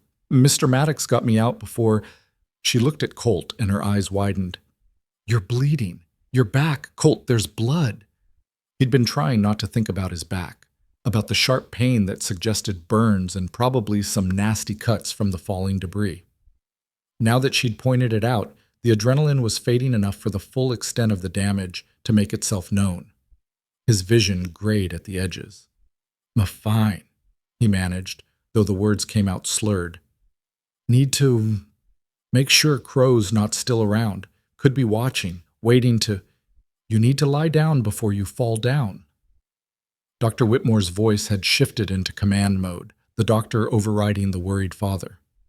"Lena, can you walk?" "Yes, help me get him to the house." "Absolutely not. You're injured too." "I can walk and you know it." "Now help me before he bleeds out in this alley arguing about propriety." They got him upright through sheer determination and Lena's stubborn refusal to acknowledge her own injuries. Colt tried to help, but his legs felt like water, and his vision kept doing interesting things around the edges. The walk to the Whitmore house passed in a blur of pain and disconnected sensations. Lena's shoulder under his arm, her voice low and steady in his ear, Dr. Whitmore barking instructions to people they passed. Mrs. Whitmore took one look at the three of them and went into action with the brisk efficiency of a battlefield commander. Within minutes, Colt found himself face down on the Whitmore's kitchen table while the doctor cleaned his wounds, and Lena, who should have been resting, assisted with steady hands. "Burns across the shoulders and upper back," Dr. Whitmore reported, his voice clinical. "Second degree mostly. Some lacerations from debris. You're lucky nothing vital was hit." "Don't feel lucky," Colt gritted out through clenched teeth. "You're alive. My daughter's alive. That's as lucky as it gets today." The doctor applied something to the burns that felt like liquid fire, and Colt's fingers curled into fists against the table. "This is going to hurt, but we need to prevent infection." It hurt like hell, but Colt had been hurt before. He focused on breathing, on staying still, on not embarrassing himself by passing out on the Whitmore's kitchen table. Lena's hand appeared in his line of vision, offering itself wordlessly, and Colt took it without thinking. Her fingers were cool and steady, her grip firm enough to anchor him.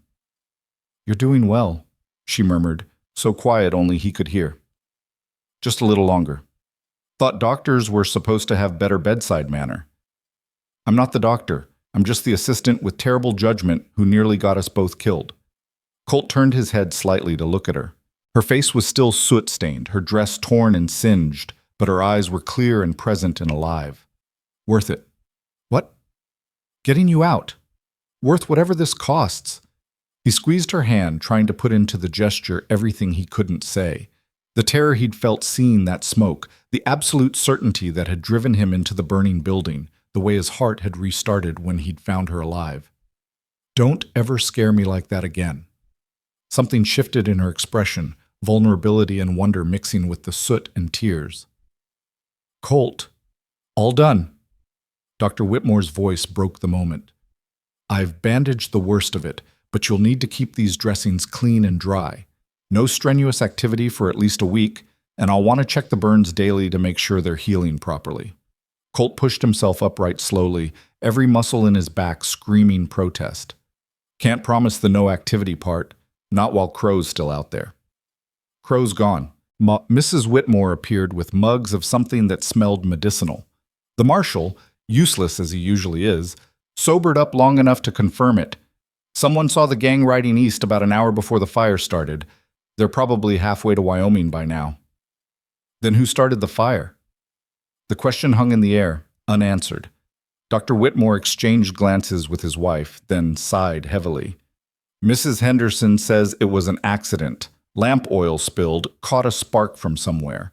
The store's been tinderbox dry all summer, and once it started—" He spread his hands helplessly. "These things happen on the frontier." "Convenient timing," Colt said flatly. "Very convenient. But unless someone saw Crow's men in town, which no one did, we can't prove it was anything but terrible luck." The doctor's expression was grim. "And frankly, even if we could prove it, what would we do? The marshal won't act, and vigilante justice tends to make things worse." Colt wanted to argue, wanted to saddle his horse and ride after Crow right now. But his body was making it very clear that riding anywhere wasn't happening tonight. Maybe not tomorrow either. He settled for drinking whatever Mrs. Whitmore had given him, some kind of willow bark tea, he guessed from the bitter taste, and trying not to think about how close they'd both come to dying in that fire. Lena had disappeared while he was brooding, presumably to clean up and let her mother fuss over her injuries. Dr. Whitmore excused himself to check on other fire victims, leaving Colt alone in the kitchen with Mrs. Whitmore, who was eyeing him with unsettling intensity. "Something you want to say, ma'am?" "Several things, actually." She sat down across from him, folding her hands on the table. "First, thank you for saving my daughter's life. Second, you're staying here tonight where we can keep an eye on you. Third, we need to discuss what happens next. What happens next is I heal up enough to ride, then I head out to my property like I planned. Is that what you want? Or is it what you think you're supposed to want?" Colt set down his mug carefully. "Ma'am, I appreciate everything you and your family have done, but nothing." Her voice was gentle but implacable. "Mr. Maddox, I've lived long enough to recognize when two people are circling around something important. And I've watched my daughter turn away every man who showed interest for the past 5 years. But she looks at you different. And you ran into a burning building for her. Anyone would have... No, they wouldn't have. Most people would have done the smart thing and stayed outside. You went in anyway because the thought of her dying was worse than the thought of dying yourself. Mrs. Whitmore leaned forward. That's not nothing, Mr. Maddox, and pretending it is won't make it go away. I'm not the staying kind, Colt said quietly. Got too much history, too many enemies. Men like Crow, they're attracted to me like flies to carrion. Staying here, getting close to your family, that's just putting you all in danger. Life is danger. The whole frontier is danger. She reached across the table and patted his hand, the gesture maternal and matter-of-fact. The question isn't whether there's risk. It's whether what you're risking it for matters enough to be worth it. Before Colt could respond, the front door opened and Dr. Whitmore returned, his expression troubled. The fire's contained. We lost the general store and half the boarding house, but the bucket brigade managed to save the rest. No fatalities, thank the heavens, though Mrs. Henderson is devastated. He slumped into a chair, suddenly looking every one of his 60-odd years. But that's not the worst of it. I just spoke with the marshal, and he says he can't guarantee our protection. Says if Crow decides to come back, there's not much law enforcement can do about it. Convenient, Colt muttered. Bought off, more likely. Crow's probably been paying him to look the other way for months. Dr. Whitmore rubbed his face tiredly. The marshal suggested we might want to consider leaving town for a while. For our own safety, he said. You're not seriously thinking about running? Mrs. Whitmore's voice was sharp. I'm thinking about keeping our daughter alive. The old man's voice cracked slightly. Evelyn, if something happened to Lena because of my stubbornness, nothing's going to happen to Lena. Colt heard himself speak before his brain approved the words. Crow wants to make a point. He can make it with me. I'll draw him out, away from town. Settle this where your family doesn't get caught in the crossfire. Absolutely not. Lena's voice came from the doorway, and Colt turned to see her standing there in a clean dress, her hair still damp from washing. You're not using yourself as bait. It's the smart play. It's a suicide mission. She crossed the room to stand in front of him, her gray eyes blazing. You're injured. You can barely move. And you want to go pick a fight with 7 armed outlaws? That's not bravery, Colt. That's just giving up with extra steps. Better me than you. Why? The question came out fierce and frustrated. Why is your life worth less than mine? Because you've convinced yourself you're some kind of cursed loner who doesn't deserve safety or happiness? That's the stupidest thing I've ever heard. Lena, Dr. Whitmore started. No, Father, let me say this. She didn't take her eyes off Colt. You walked into a burning building for me today. You risked everything, and I'm grateful, but you don't get to turn around and throw your life away because you think that's somehow noble. That's not how this works. Then how does it work? Colt's own frustration was building now, fueled by pain and exhaustion and the uncomfortable feeling that she was seeing right through all his careful defenses. You want me to stay? Pretend like I'm not a lightning rod for trouble? Wait around for Crow to come back and hurt people I care about because I was too selfish to leave? I want you to stop deciding what's best for everyone else without asking what we actually want. Her voice softened, became almost pleading. I want you to consider that maybe we're all adults who can make our own choices about risk and reward. And I want you to admit that you're not staying in Pine Hollow because of paperwork or protection or any of the other excuses you've been making. You're staying because you want to, because something here matters to you. The kitchen fell silent except for the ticking of that same clock Colt had heard at breakfast 2 days ago, Dr. and Mrs. Whitmore had suddenly developed intense interest in their teacups, giving the moment space to breathe. Colt looked at Lena, really looked at her, taking in the stubborn set of her jaw and the fear lurking behind her anger and the way her hands were clenched tight to keep them from shaking. She'd nearly died today. They both had. And instead of falling apart or hiding or doing any of the sensible things people did after near-death experiences, she was standing here demanding he be honest about feelings he'd spent years pretending he didn't have. You're right, he said finally. I am staying because I want to. Because somewhere between getting shot at and pulling you out of a burning building, I started giving a damn about what happens to this town. To your family, to you. The admission felt like pulling shrapnel from an old wound, painful but necessary. But that doesn't change the fact that men like me bring violence wherever we go. I've got enemies, Lena.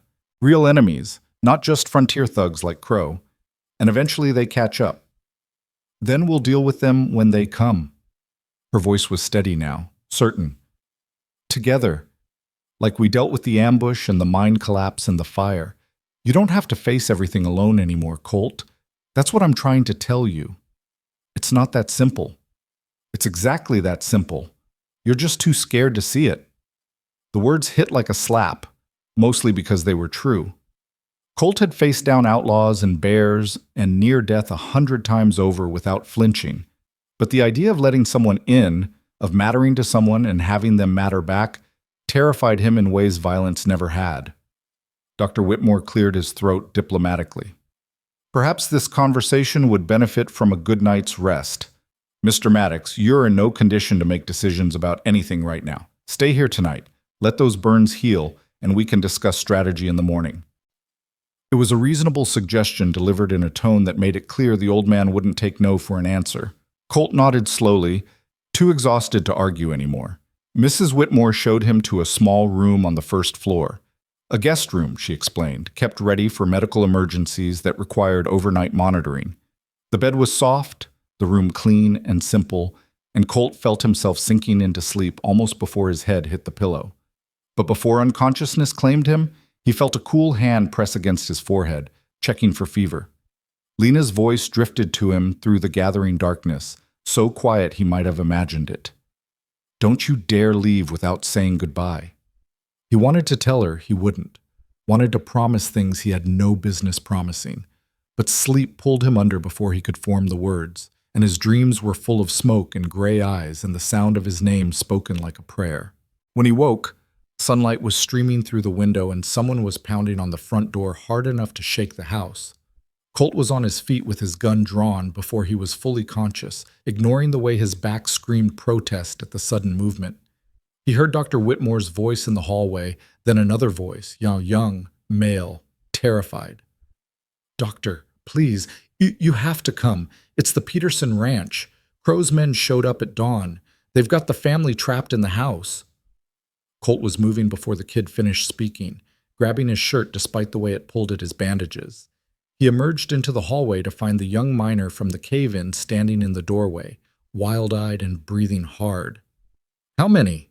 Colt demanded. 6, maybe 7. They're demanding Mr. Peterson hand over the doctor's friend or they start shooting. The kid's eyes found Colt. They're looking for you, Mr. Maddox. And they said if you don't show up by noon, they'll burn the ranch with the family inside. Colt checked his peacemaker's cylinder with automatic precision, his mind already calculating distances and angles. The Peterson Ranch was an hour's ride north. That gave him maybe 2 hours to get there and end this before innocent people died because of him. I'm coming with you. Lena appeared beside him, already dressed and carrying her medical bag. The hell you are? They're going to need a doctor when this is over, whether it goes well or badly. Her voice was calm, final. And before you argue, remember that you can barely move without wincing. You need someone watching your back. She's right. Dr. Whitmore emerged from his room, his own medical bag in hand. And I'm coming too. This ends today, Mr. Maddox, one way or another. Colt wanted to refuse, wanted to order them all to stay safe in town while he rode out alone to face Crow. But the determination in their faces told him argument was pointless. These people had decided they were in this fight, and nothing he said would change their minds. Fine, he said roughly, but you both stay back until I give the all clear. This is my fight. No, Lena said quietly, meeting his eyes with that steady gray gaze. It's ours, and it's time you accepted that. The ride to the Peterson Ranch was the longest hour of Colt's life. They crested the final ridge overlooking the Peterson Ranch just as the sun reached its zenith, and Colt's worst fears materialized before his eyes. The ranch house sat in a shallow valley, surrounded by open ground that offered no cover for approach. Crow's men had positioned themselves strategically, 3 on horseback circling the perimeter, 2 flanking the front entrance with rifles trained on the door, and Harlan Crow himself standing in the yard with a torch in one hand and a pistol in the other. Even from a distance, Colt could see the Peterson family huddled behind the windows, their faces pale with terror. Two small children pressed against their mother, while the father stood with a hunting rifle that would be useless against 7 experienced gunmen. "They're using the family as bait," Dr. Whitmore said quietly, his voice tight with anger. "The moment you show yourself, they'll gun you down." "That's the idea." Colt dismounted carefully, his back protesting every movement despite the fresh bandages Mrs. Whitmore had insisted on applying before they left. "Which is why you two are staying here with the horses." "Colt, you can't just walk down there." Lena grabbed his arm, her fingers digging in with desperate strength. "It's suicide. It's the only play we've got. If I don't show, they burn the ranch. If I do show, maybe I can buy enough time for the family to get clear." He covered her hand with his own, memorizing the feel of her skin against his. "I need you to promise me something. When the shooting starts, you get the Petersons out. Don't wait for me. Don't try to help. Just get them somewhere safe." "I'm not promising that." "Lena, no." Her eyes blazed with that fierce determination he'd come to recognize. "You don't get to make me promise to abandon you. That's not how this works. How it works is I keep you alive." Colt's voice came out rougher than intended, his own fear bleeding through. "Even if that means you hate me for it." "I could never hate you." The words were soft, almost lost in the mountain wind. "But I might not forgive you if you throw your life away." Before Colt could respond, a gunshot cracked across the valley. They all froze, watching as Crow fired into the air again, his voice carrying clear in the thin mountain atmosphere. "Maddox, I know you're out there. You've got 5 minutes to show yourself, or I start with the children." The cold calculation in that threat made Colt's blood run ice. This wasn't about money anymore, or even revenge. Crow had been humiliated twice, once in the ambush, once in town, and now he needed to reassert dominance in the most brutal way possible, which meant negotiation was pointless. This was always going to end in blood. The only question was whose. Colt checked his weapons one final time. Peacemaker loaded, rifle chambered, knife secure in his boot. His hands were steady despite the fear churning in his gut, years of experience overriding natural terror. He'd been in worse situations, survived longer odds. But he'd always been alone before, with nothing to lose but his own expendable life. Now he had something to lose, and it changed everything. "There's another way," Dr. Whitmore spoke suddenly, his voice carrying the quiet authority that made people listen. "Crow wants you, Mr. Maddox, but what he really wants is to win, to prove he's not a man to be crossed." "Your point?" "My point is that you're thinking like a gunfighter, when you should be thinking like a strategist." The old man's eyes were sharp, calculating. "He's expecting you to either surrender or come out shooting. What if you did neither?" "Father, what are you suggesting?" Lena asked. "I'm suggesting we give Mr. Crow what he wants, public acknowledgement of his power, while simultaneously ensuring he can't maintain that power." Dr. Whitmore pulled a small bottle from his medical bag, held it up to the light. "Laudanum. Enough in here to put a man to sleep for 12 hours. More than enough to make 7 men too drowsy to hold their weapons." Colt stared at him. "You want to poison them?" "I want to level the playing field. Crow's men have been riding hard for days. They're tired, jumpy, probably haven't had a decent meal or rest. If someone were to offer them food and drink as a gesture of, let's call it, negotiated surrender, and if that drink happened to be heavily doctored—" "They'd never accept food from me," Colt said. "They're not that stupid." "No, but they might accept it from me." Lena's voice was steady, her expression determined. "I'm the doctor's daughter. The whole territory knows I bring food to people in need. If I rode down there with a basket of provisions, claimed I was trying to negotiate for the Petersons' safety, absolutely not." Colt's response was immediate and visceral. "You are not going anywhere near those men. It's the only way to get close enough without raising suspicion. I don't care. Find another way." "There is no other way." Lena met his gaze unflinchingly. "You know it. I know it. This is our best chance to end this without anyone dying." "Best chance still means there's risk. Too much risk." "And walking down there alone isn't risky?" Her voice softened, became almost pleading. "Colt, please, let me help. Let us help. That's what you do when you care about people. You accept their help even when it scares you." Another gunshot split the air, followed by Crow's voice, harder now and edged with impatience. 4 minutes, Maddox, then I start burning. Colt's mind raced through options, each worse than the last. A frontal assault would get him killed, and possibly the Petersons too. Waiting Crow out wasn't an option, and the alternative Lena was proposing required trusting that 7 hardened criminals wouldn't see through a transparent ruse offered by a woman they'd already targeted. But it was still better odds than anything else on the table. If we do this, he said slowly, hating every word, you follow my lead exactly. Any sign of trouble, you run. No heroics, no second guessing. Agreed? Lena nodded, though her eyes held that stubborn light that suggested her definition of trouble and his might not align. Dr. Whitmore was already preparing the laudanum, dumping half the bottle into a canteen of water. This should be enough to make them drowsy within 20 minutes, unconscious within 40. But you'll need to keep them talking, keep them distracted until it takes effect. I can do that. Colt took the doctored canteen, tested its weight. How do we play this? Lena approaches with the food basket, claims she's worried about the children and wants to negotiate. While she's distracting them, you circle around through that gully to the east. Dr. Whitmore pointed to a dry creek bed that curved behind the ranch buildings. Get into position where you can cover her if things go wrong.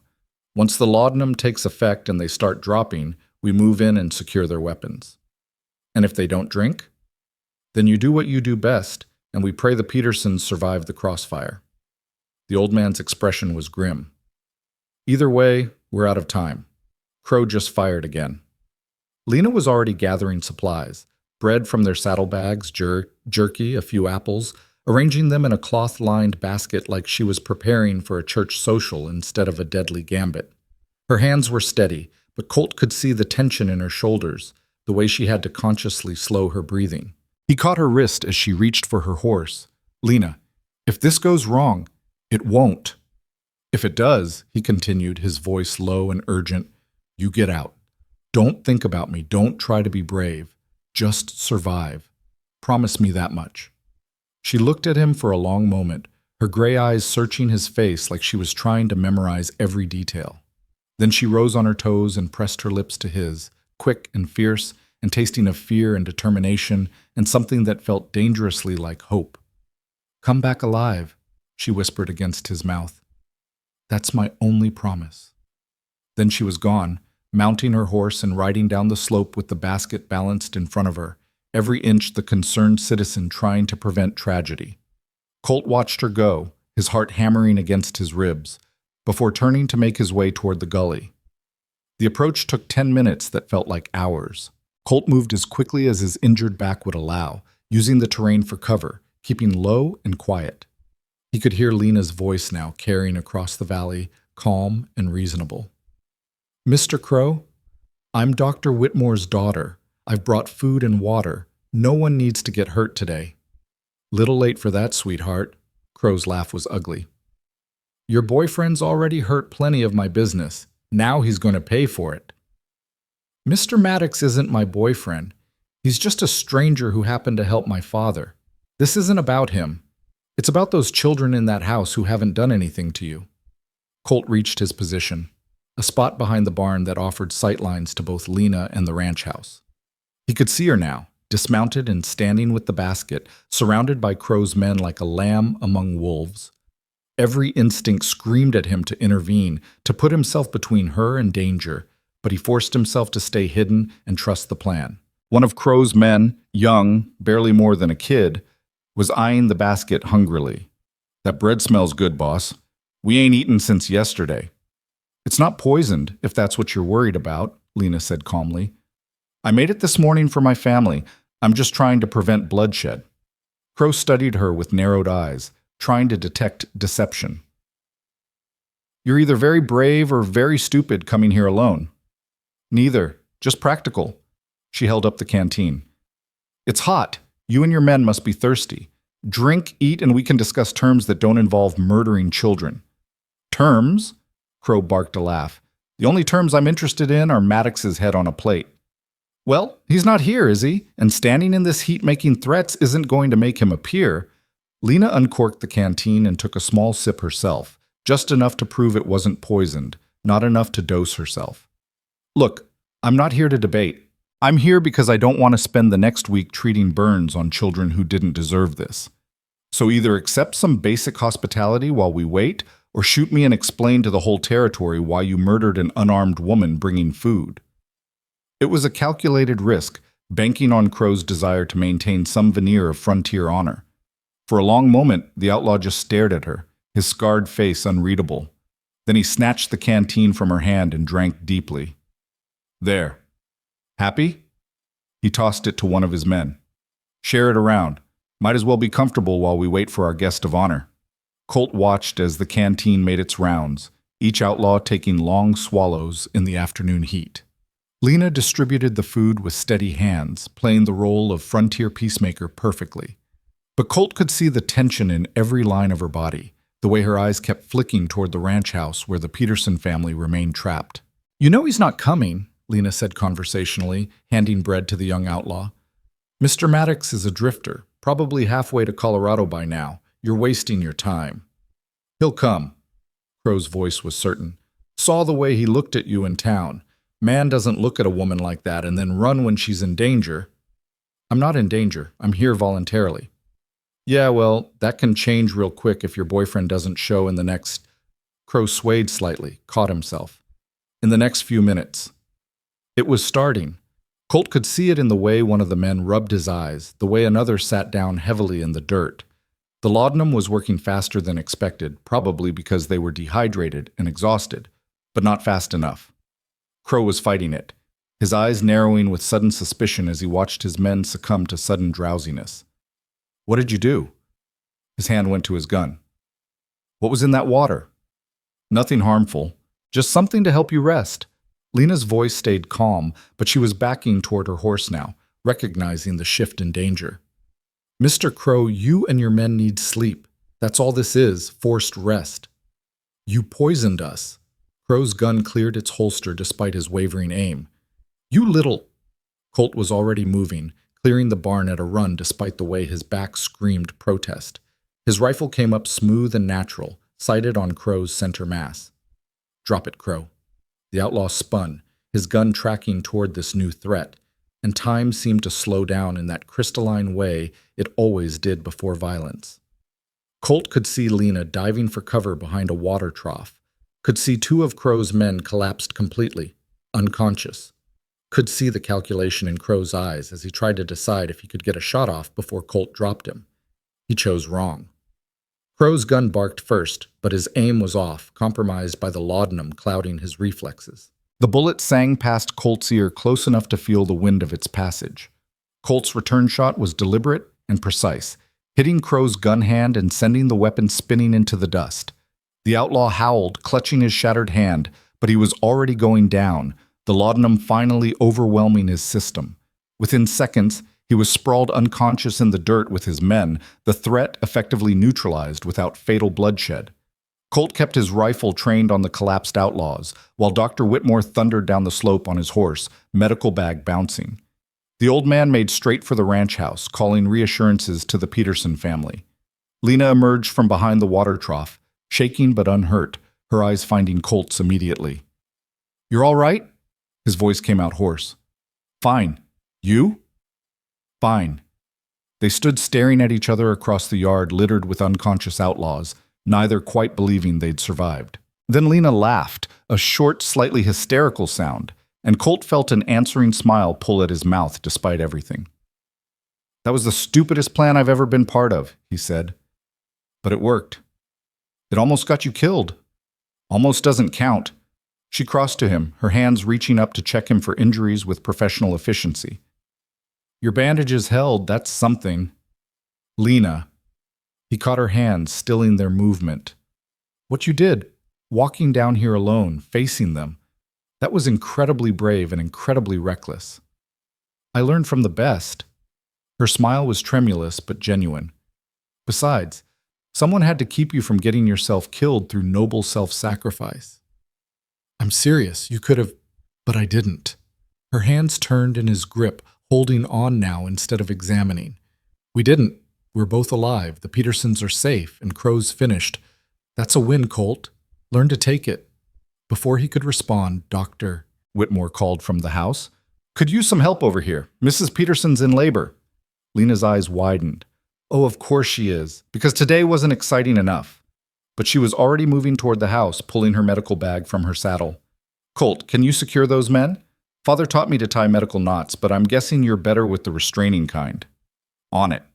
He spent the next 20 minutes binding Crow and his men with rope from the barn, checking their pulses to ensure the laudanum hadn't dosed them too heavily. They'd wake up with headaches and dry mouths, but they'd wake up, which was more mercy than they'd been planning to show the Petersons. The young outlaw stirred slightly as Colt tied him, his eyes fluttering open with confusion. What happened? You fell asleep on the job, Colt said dryly. When you wake up properly, you'll be on your way to the territorial prison. Might want to reconsider your career choices after that. By the time he finished, the sun was lowering toward the western peaks, and he could hear a baby's cry from inside the ranch house, thin and indignant, but strong. Colt leaned against the porch railing, exhaustion finally catching up with him now that the adrenaline was fading. Dr. Whitmore emerged an hour later, his sleeves rolled up and a satisfied smile on his weathered face. Mother and baby are both healthy. A girl, 7 pounds if I'm any judge.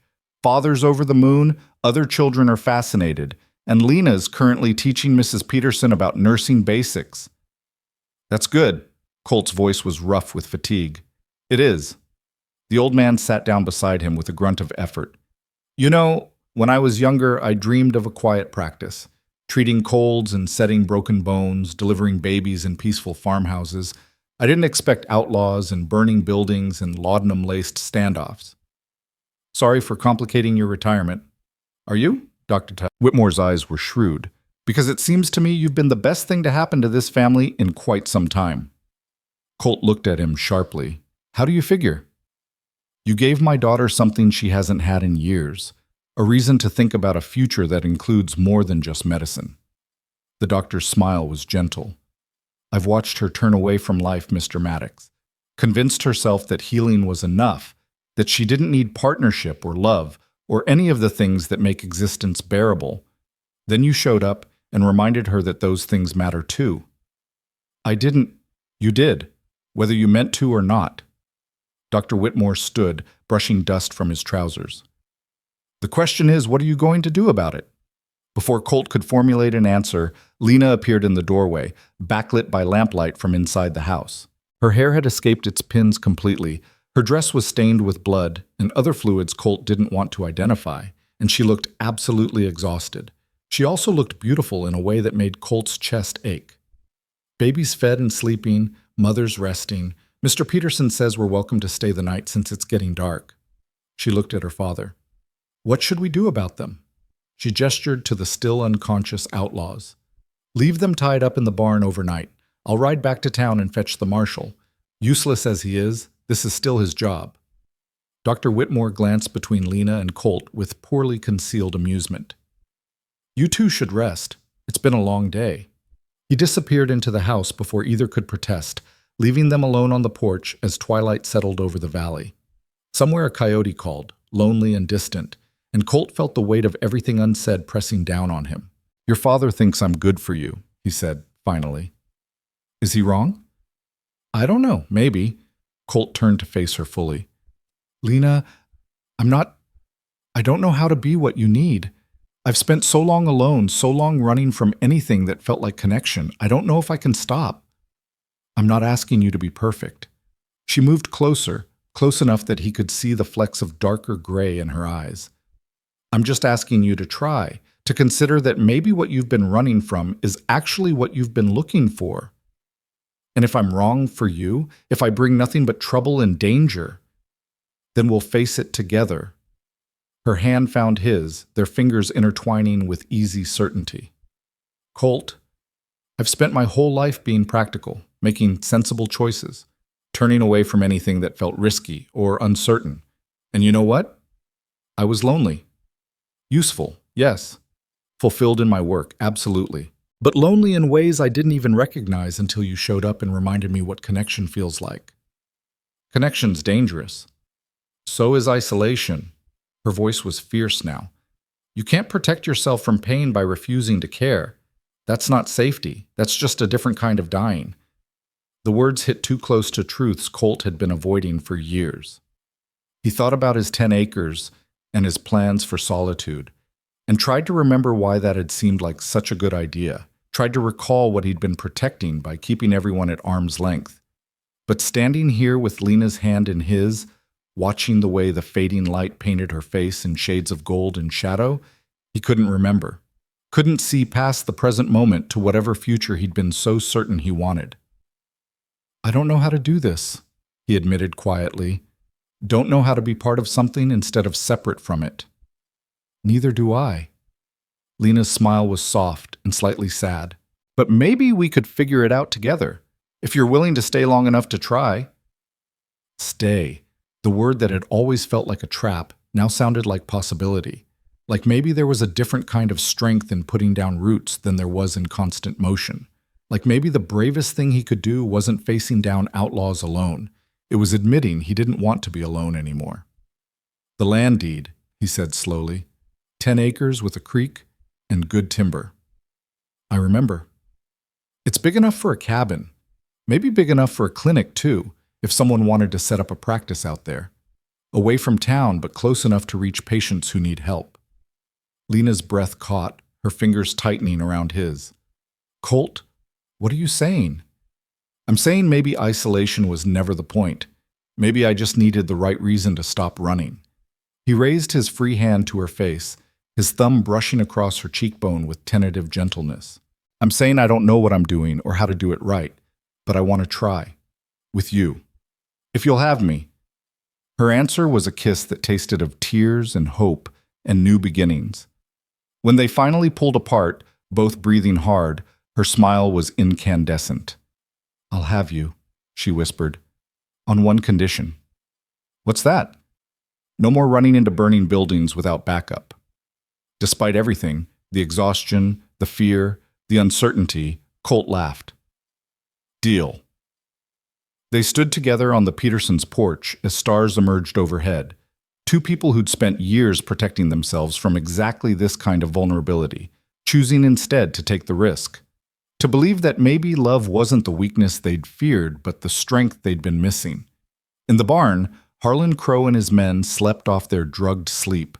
Their threat ended not by violence, but by cleverness and courage. In the house, a new life had entered the world, squalling and perfect.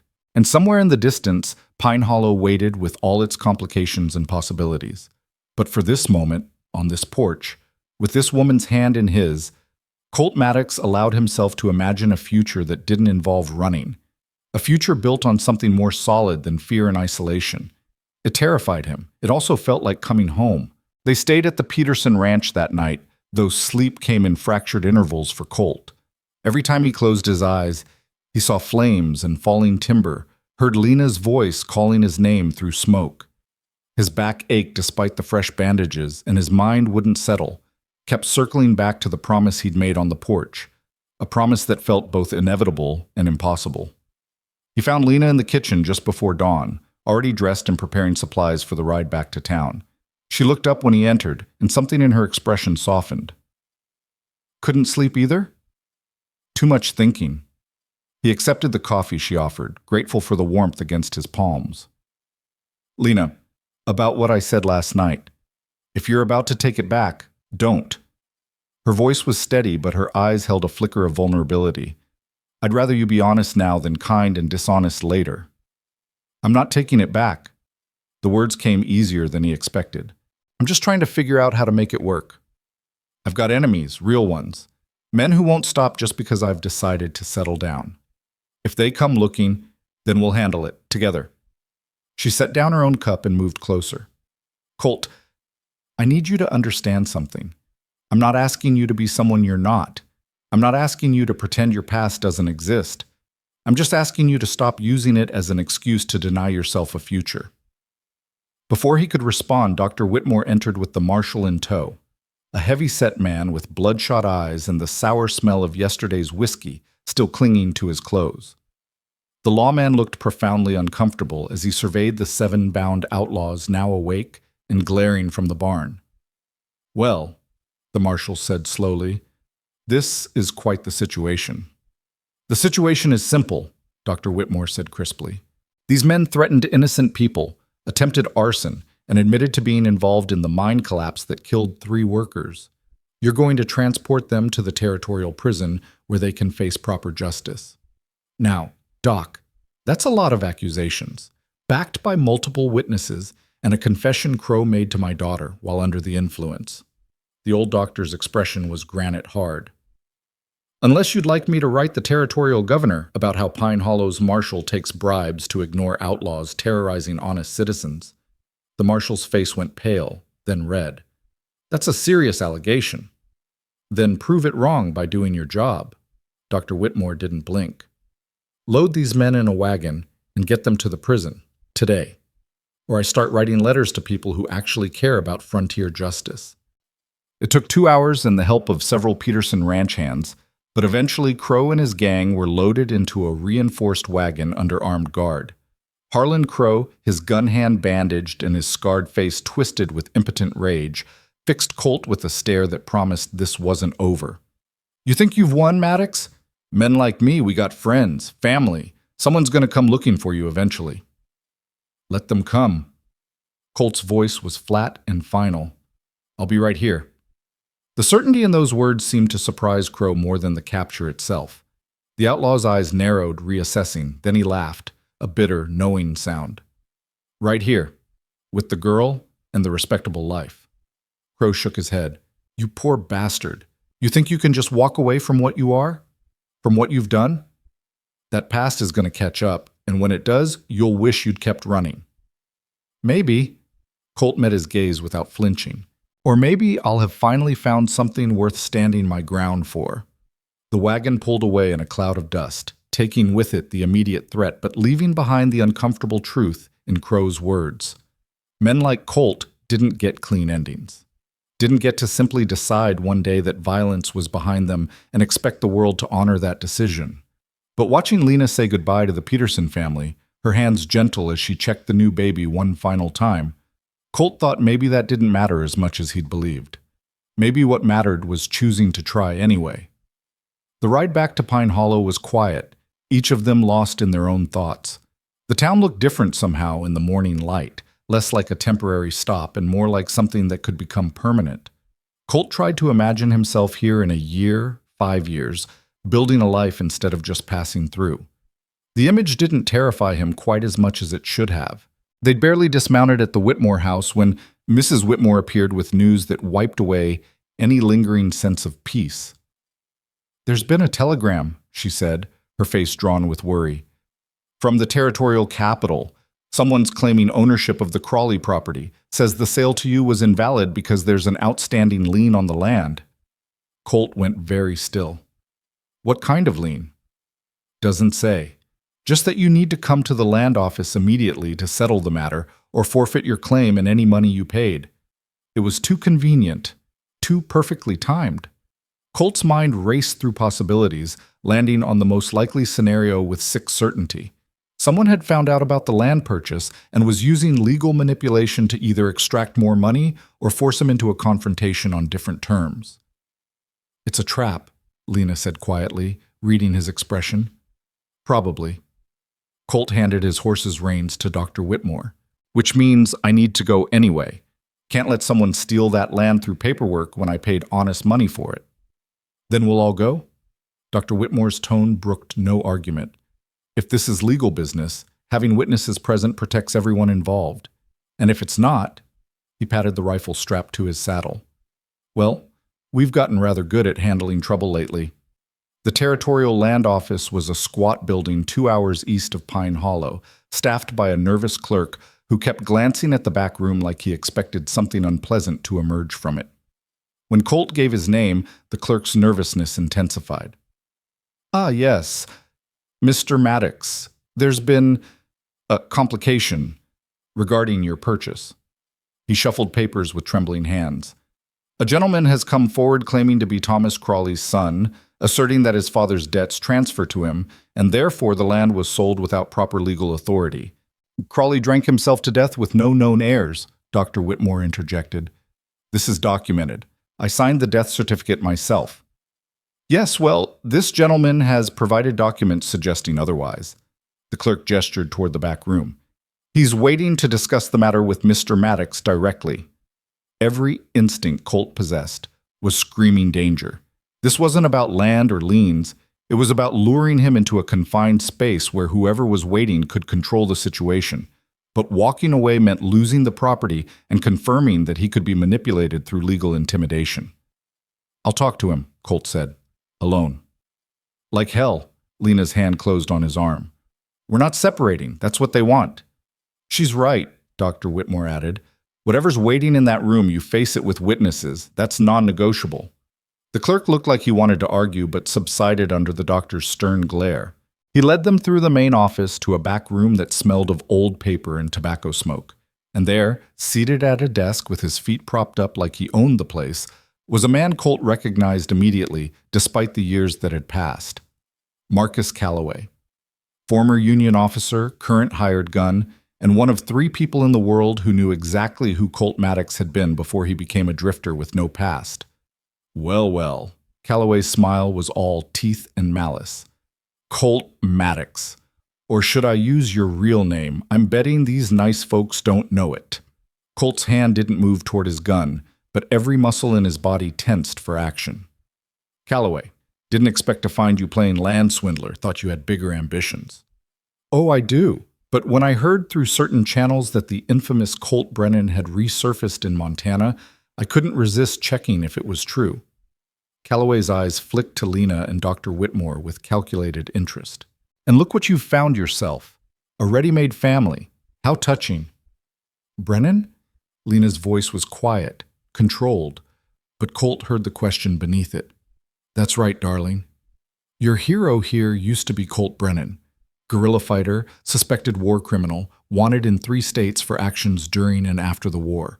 Though the charges were never quite proven, were they, Colt? You always were good at disappearing." The room felt suddenly airless. Colt forced himself to breathe, to think past the panic clawing at his chest. He'd known this moment would come eventually, known his past couldn't stay buried forever. But he'd hoped, foolishly, naively, that maybe he'd have more time before it caught up. "Is this true?" Dr. Whitmore's voice was carefully neutral, withholding judgment but demanding truth. "Parts of it?" Colt kept his eyes on Calloway, refusing to look at Lena and see the betrayal that must be written on her face. "I rode with irregulars during the war. Did things I'm not proud of. Changed my name after because I wanted to leave that person behind." "Things you're not proud of?" Calloway laughed. "That's one way to describe the Lawrence raid. Or the burning of... I wasn't at Lawrence." Colt's voice was hard as granite. "And you know it. I left Quantrill's command 6 months before that massacre because I wouldn't be part of targeting civilians. Convenient that you left just before the worst atrocity, almost like you knew it was coming. I left because I finally saw what we were becoming, what I was becoming." Colt's hands were shaking now, old rage and guilt warring in his chest. "I rode away from that war and that life. And I've spent every year since trying to be better than the boy who thought killing was glory." "Noble sentiment. Doesn't change what you did before you found your conscience." Calloway swung his feet off the desk and stood, his hand resting casually near his gun. "Here's what's going to happen. You're going to sign over your claim to the Crawley property. Then you're going to ride out of Montana and never come back. Because if you don't, I'm going to make sure everyone in this territory knows exactly who Colt Brennan is and what he did during the war, and we'll see how your new family feels about you then." The threat hung in the air like smoke. Colt could feel Lena's eyes on him, could sense Dr. Whitmore's careful assessment. Everything he'd started to build here, the fragile possibility of belonging, of home, was crumbling around him, brought down by the past he'd thought he could outrun. "No."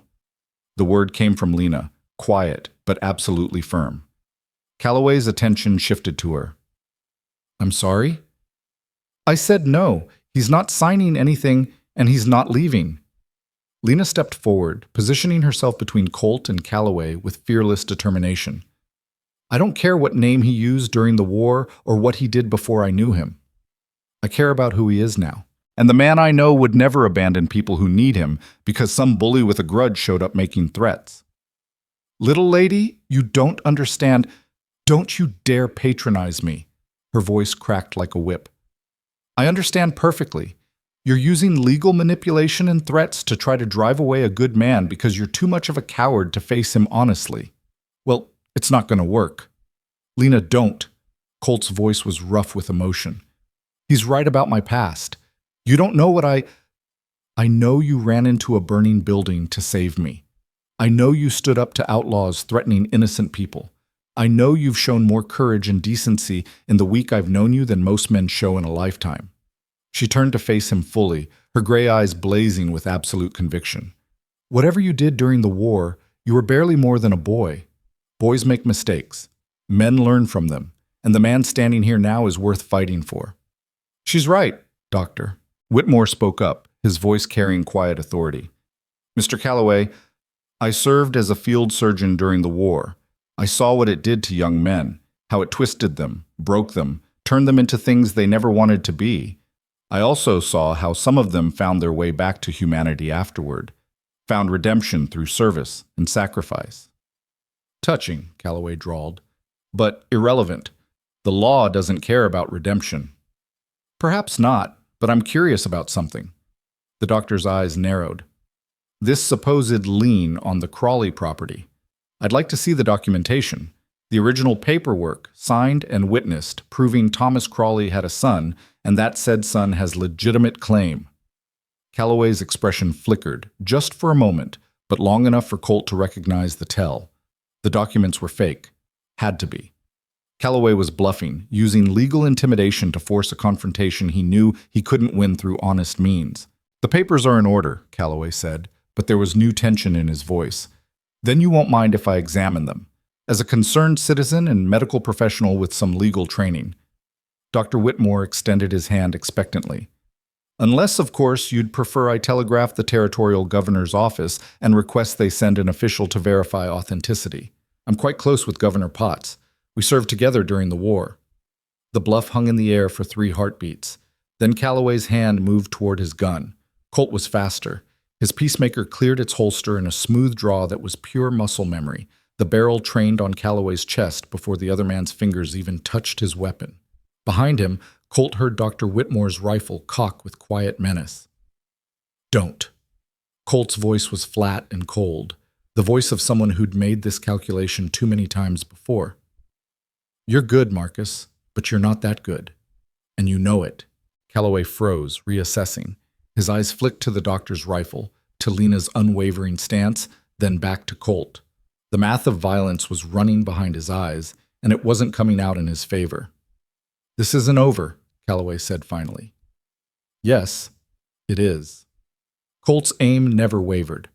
You're going to walk out of this office, you're going to ride out of Montana, and you're going to forget you ever saw me here. Because if you don't, if you come back or spread stories or cause any trouble for the people I care about, I will find you. And we'll finish the conversation we started in '65 when you tried to take credit for the work my unit did. Understanding flashed across Calloway's face, recognition that Colt was referencing something specific, something that gave him leverage. The hired gun's jaw worked silently, pride warring with pragmatism. Pragmatism won. You always were too damn stubborn for your own good, Brennan. Calloway backed toward the door slowly, hands raised. But you're right about one thing? This ain't worth dying over. He glanced at Lena one more time. You sure about him, sweetheart? Men like us don't change. We just pretend better. Get out! Lena's voice was steel wrapped in ice. Calloway left, and the tension drained from the room like water from a broken dam. Colt holstered his weapon with shaking hands, suddenly aware that he was sweating despite the cool air. The clerk had disappeared at some point during the confrontation, probably hiding under his desk, leaving the 3 of them alone with the weight of everything that had just been revealed. I'm sorry. The words felt inadequate, but Colt didn't know what else to say. I should have told you, should have been honest about who I was. Colt Brennan died at the end of the war, Dr. Whitmore said quietly. The man who saved my daughter from a burning building is Colt Maddox. That's who I see. That's who matters. Father's right. Lena's hand found his, her fingers threading through his with fierce certainty. I don't care what your name used to be. I care about who you choose to be now.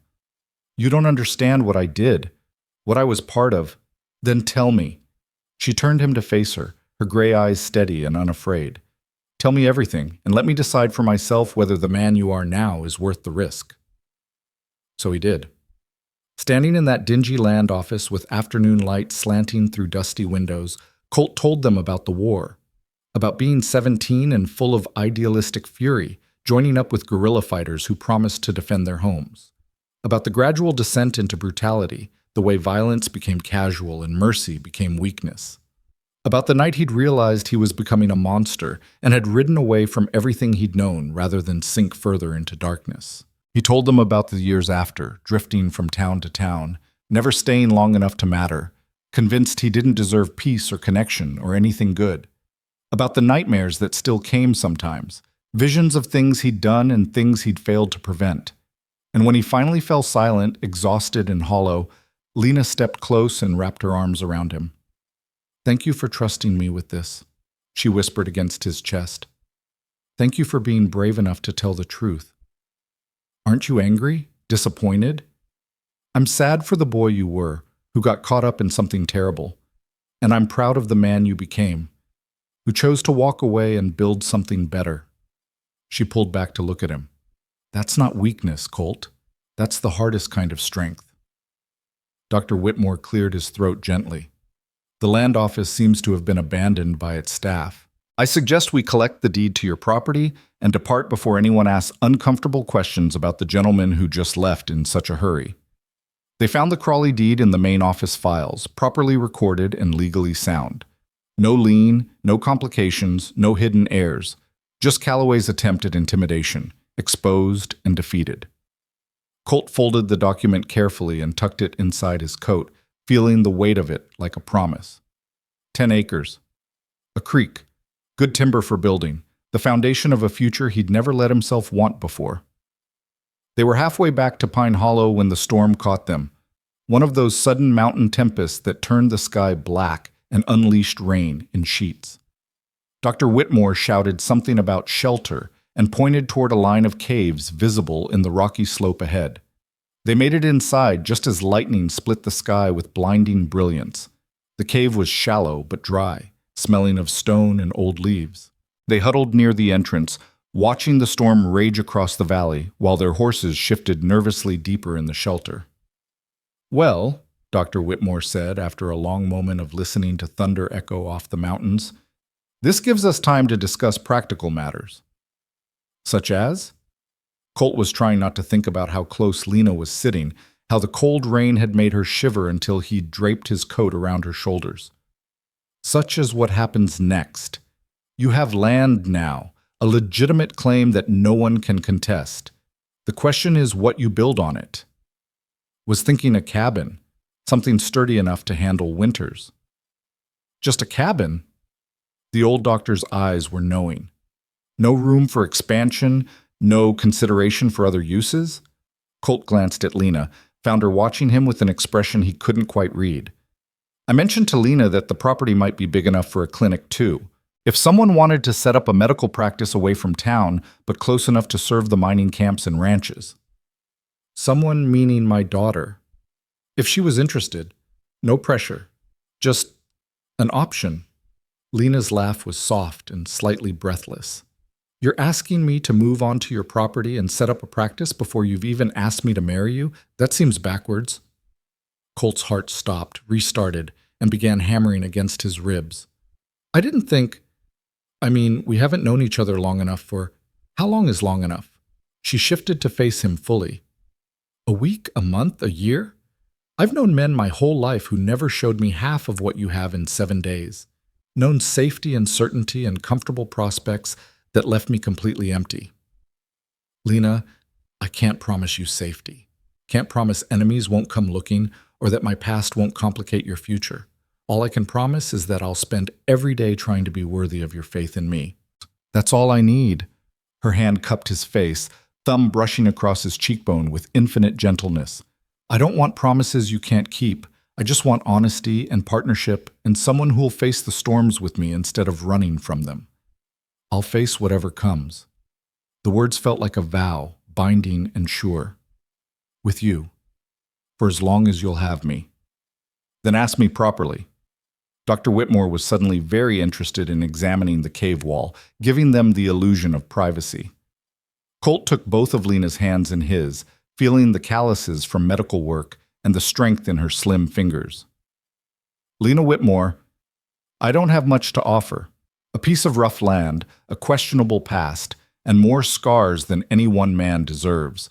But I'm offering you everything I am and everything I'm trying to become. Will you marry me? Will you build something with me that lasts? Her smile was incandescent, bright enough to rival the lightning still flashing outside. Yes, yes to all of it. Yes to the cabin and the clinic and the life we'll build together. Yes to facing whatever comes and being stubborn enough to make it work. He kissed her then, deep and thorough and full of promises he intended to keep. When they finally pulled apart, both breathing hard, Dr. Whitmore was tactfully examining the storm's progress with his back turned. We should probably discuss logistics, the old man said without turning around. Timeline for building, when to announce the engagement, what kind of ceremony you'd prefer. Small, Lena said immediately. Simple, nothing fancy or drawn out. Just family and the people who matter. Works for me.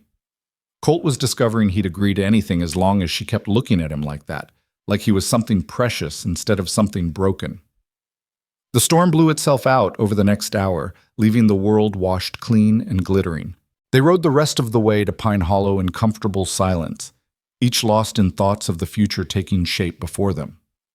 Mrs. Whitmore took the news of their engagement with knowing satisfaction, like she'd predicted this outcome from the moment Colt first walked into her kitchen. She immediately began planning a small ceremony for the following month, brushing aside Lena's protests that they could wait longer. Nonsense, you're both adults who know your own minds. No sense dragging it out when you could be building your life together. She looked at Colt with sharp eyes. You'll need help with the cabin. Everett and I know some good men who can assist with the construction. I appreciate that, ma'am. Don't call me ma'am. You're about to be family. Call me Evelyn. Her expression softened slightly. And Colt, thank you for making my daughter happy. That's worth more than you know. The next month passed in a blur of activity. Colt worked sunrise to sunset on the cabin, aided by volunteers from town who showed up with tools and expertise and the casual generosity of frontier people helping their own.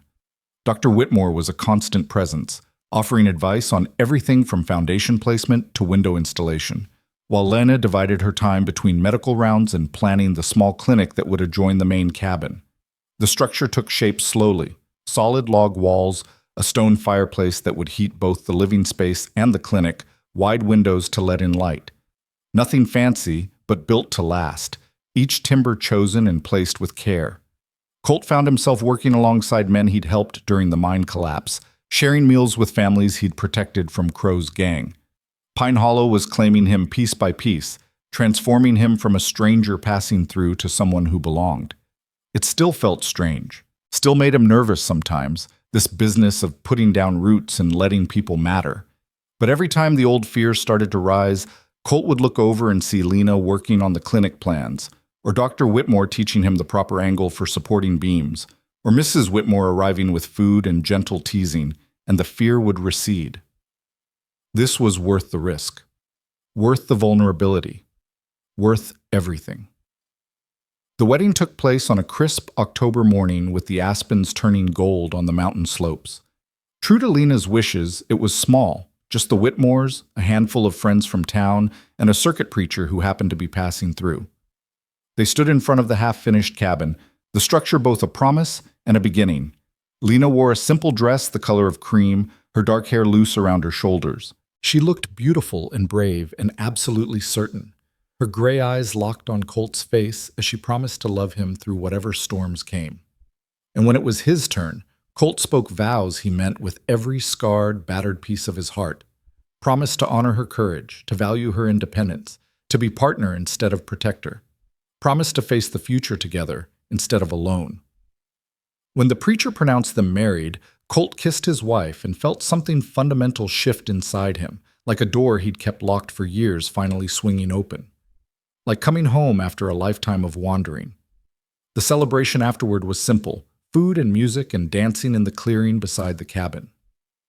Dr. Whitmore gave a toast that made Lena cry happy tears, and Mrs. Whitmore presented them with a quilt she'd sewn herself, each square embroidered with symbols of healing and hope. As the sun set and their friends began departing, Colt and Lena stood together on the porch of their new home, watching the mountains turn purple in the fading light. "No regrets?" he asked quietly. "Not one." She leaned into his side, her head resting on his shoulder. "You?" "Just that I didn't find you sooner. You found me exactly when you needed to, when we both needed it." Her hand found his, their fingers intertwining with practiced ease. "Besides, we have the rest of our lives to make up for lost time." The rest of their lives. The phrase that used to feel like a trap now sounded like possibility stretching endlessly forward, full of work and challenge and the daily choice to keep building something worth keeping. That winter was hard, as Montana winters always were. The snow came early and deep, transforming the valley into a white wilderness. But the cabin stood solid against the storms, the fireplace keeping them warm while Lena worked on organizing her clinic, and Colt finished the interior carpentry. On the coldest nights, they'd sit by the fire and Colt would tell stories about his wandering years, the places he'd seen, the odd jobs he'd worked, the close calls and narrow escapes. And Lena would share her own stories, about growing up in a doctor's household, about the patients she'd treated and the lives she'd helped save. They were weaving their separate pasts into a shared narrative, building the foundation of a life together one story at a time. Spring came with mud and melting snow, and with it came the first patients to Lena's clinic. Word had spread through the mining camps and ranches about the doctor's daughter, who'd set up practice in the mountains, who charged fair prices and treated everyone regardless of their ability to pay. Colt found himself helping more than he'd expected, carrying water, chopping firewood, assisting with patients too heavy or unruly for Lena to manage alone. He learned the basics of wound cleaning and bandaging, discovered he had a knack for calming frightened children. It felt strange, this business of healing instead of hurting, but it also felt right, like he was finally using his hands for something that built up instead of tearing down. On a warm June morning, almost a year after Colt had first ridden into Pine Hollow, Dr. Whitmore came to visit with news. "The territorial governor's office sent a letter," the old man said, settling into the chair Colt had built for the porch. "Seems they're looking for a deputy marshal to cover this region, someone with experience handling trouble, who knows the area and has the respect of the community." Colt laughed, low and surprised. "And you thought of me? A former guerrilla fighter with a changed name?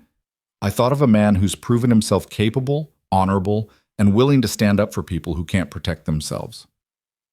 Dr. Whitmore's expression was serious. "Colt, you've spent the past year building a life here, building trust. People know they can count on you. That matters more than what you did during a war everyone's trying to forget. I don't know anything about being a lawman. You know about justice, about standing between innocent people and those who'd harmed them. The rest you can learn." The doctor paused, letting the offer settle. "Think about it. Discuss it with Lena. There's no rush." But when Colt mentioned it to Lena that evening, she simply smiled. "You'd be good at it," she said, "bringing law to places that need it, protecting people who can't protect themselves. Sounds like you've been doing that anyway. Might as well get paid for it." "It would mean more danger, more risk." "Life is risk." She echoed her mother's words from that first breakfast. "The question isn't whether there's danger. It's whether what you're protecting is worth it." So Colt accepted the position, and for the next 5 years he served as deputy marshal for the northern Montana Territory. He broke up claim disputes, tracked down rustlers, and brought law to places that had never seen it before. Sometimes the work was dangerous. He took a bullet in the shoulder one winter, nearly froze to death during a blizzard pursuit, but he always came home to Lena and the cabin they'd built together. And slowly, year by year, the nightmares faded. The old guilt receded. Colt Brennan became a ghost of history, while Colt Maddox became something real and solid and worth being. Lena's clinic grew into a permanent fixture of the region, serving miners and ranchers and anyone who needed help. She delivered babies, set broken bones, and saved lives with the same steady competence she'd shown that first day in the general store. And at night, she'd come home to their cabin and tell Colt stories about her patients, about the small victories and occasional heartbreaks of frontier medicine. They fought sometimes because marriage was work, and they were both stubborn people with strong opinions. But they learned to talk through disagreements, to apologize when wrong, to choose partnership over pride. They built a life that was messier and harder, and infinitely more rewarding than either had imagined. On their 5th anniversary, Colt added a room to the cabin for the child they were expecting. And when Lena went into labor on a cold February night, it was Dr. Whitmore who delivered his grandchild, a daughter with her mother's gray eyes and her father's quiet determination. They named her Hope, because that's what she represented. Proof that people could change, that pasts could be overcome, that love was worth the risk of loss. As Colt held his daughter for the first time, feeling the weight of this tiny, perfect life in his arms, he thought about the man he'd been when he rode into Pine Hollow 7 years ago. That lonely drifter convinced connection meant weakness, certain his past made him unworthy of anything good. He'd been wrong about almost everything. Love wasn't the weakness he'd feared. It was the strength he'd been missing. Connection didn't make you vulnerable. It gave you something worth fighting for, and the past didn't have to define the future unless you let it. Standing in the cabin he'd built with his own hands, holding his daughter while his wife slept peacefully nearby, Colt Maddox finally understood what he'd been running from all those years. He'd been running from the possibility of happiness, from the risk of mattering to someone and having them matter back, from the vulnerability of letting people see who he really was beneath the armor and defensive walls. But Lena had seen him, really seen him, all the broken and damaged parts, and loved him anyway, had chosen him despite his past because of who he was trying to become. And that choice had changed everything. The frontier was still hard, still dangerous. The work of bringing law and healing to the wilderness was never finished. But Colt faced it all with the certainty that he wasn't alone anymore, that he had a home and a family and a future worth building. Outside, snow fell soft and silent over the Montana mountains, covering the valley in white. Inside, the fire burned warm and steady, pushing back the cold. And Colt Maddox, former guerrilla, wandering gunfighter, man with too many names and too much history, finally allowed himself to believe in something he'd thought impossible. He believed in second chances, in redemption earned through daily choices to be better, in love that was strong enough to survive storms and patient enough to heal old wounds. He believed that maybe, just maybe, he deserved the happiness he'd found. And in the years that followed, as his family grew and the territory settled and Pine Hollow transformed from rough frontier town to something approaching civilization, Colt would look back on the day he met a doctor's daughter with smoke-gray eyes and thank whatever power guided lost souls to where they needed to be. Because Lena hadn't just saved his life when she pulled him from that burning building. She'd given him a reason to live it, a purpose beyond mere survival, a future built on love instead of fear. And that, Colt finally understood, was the greatest gift anyone had ever given him, the gift of home,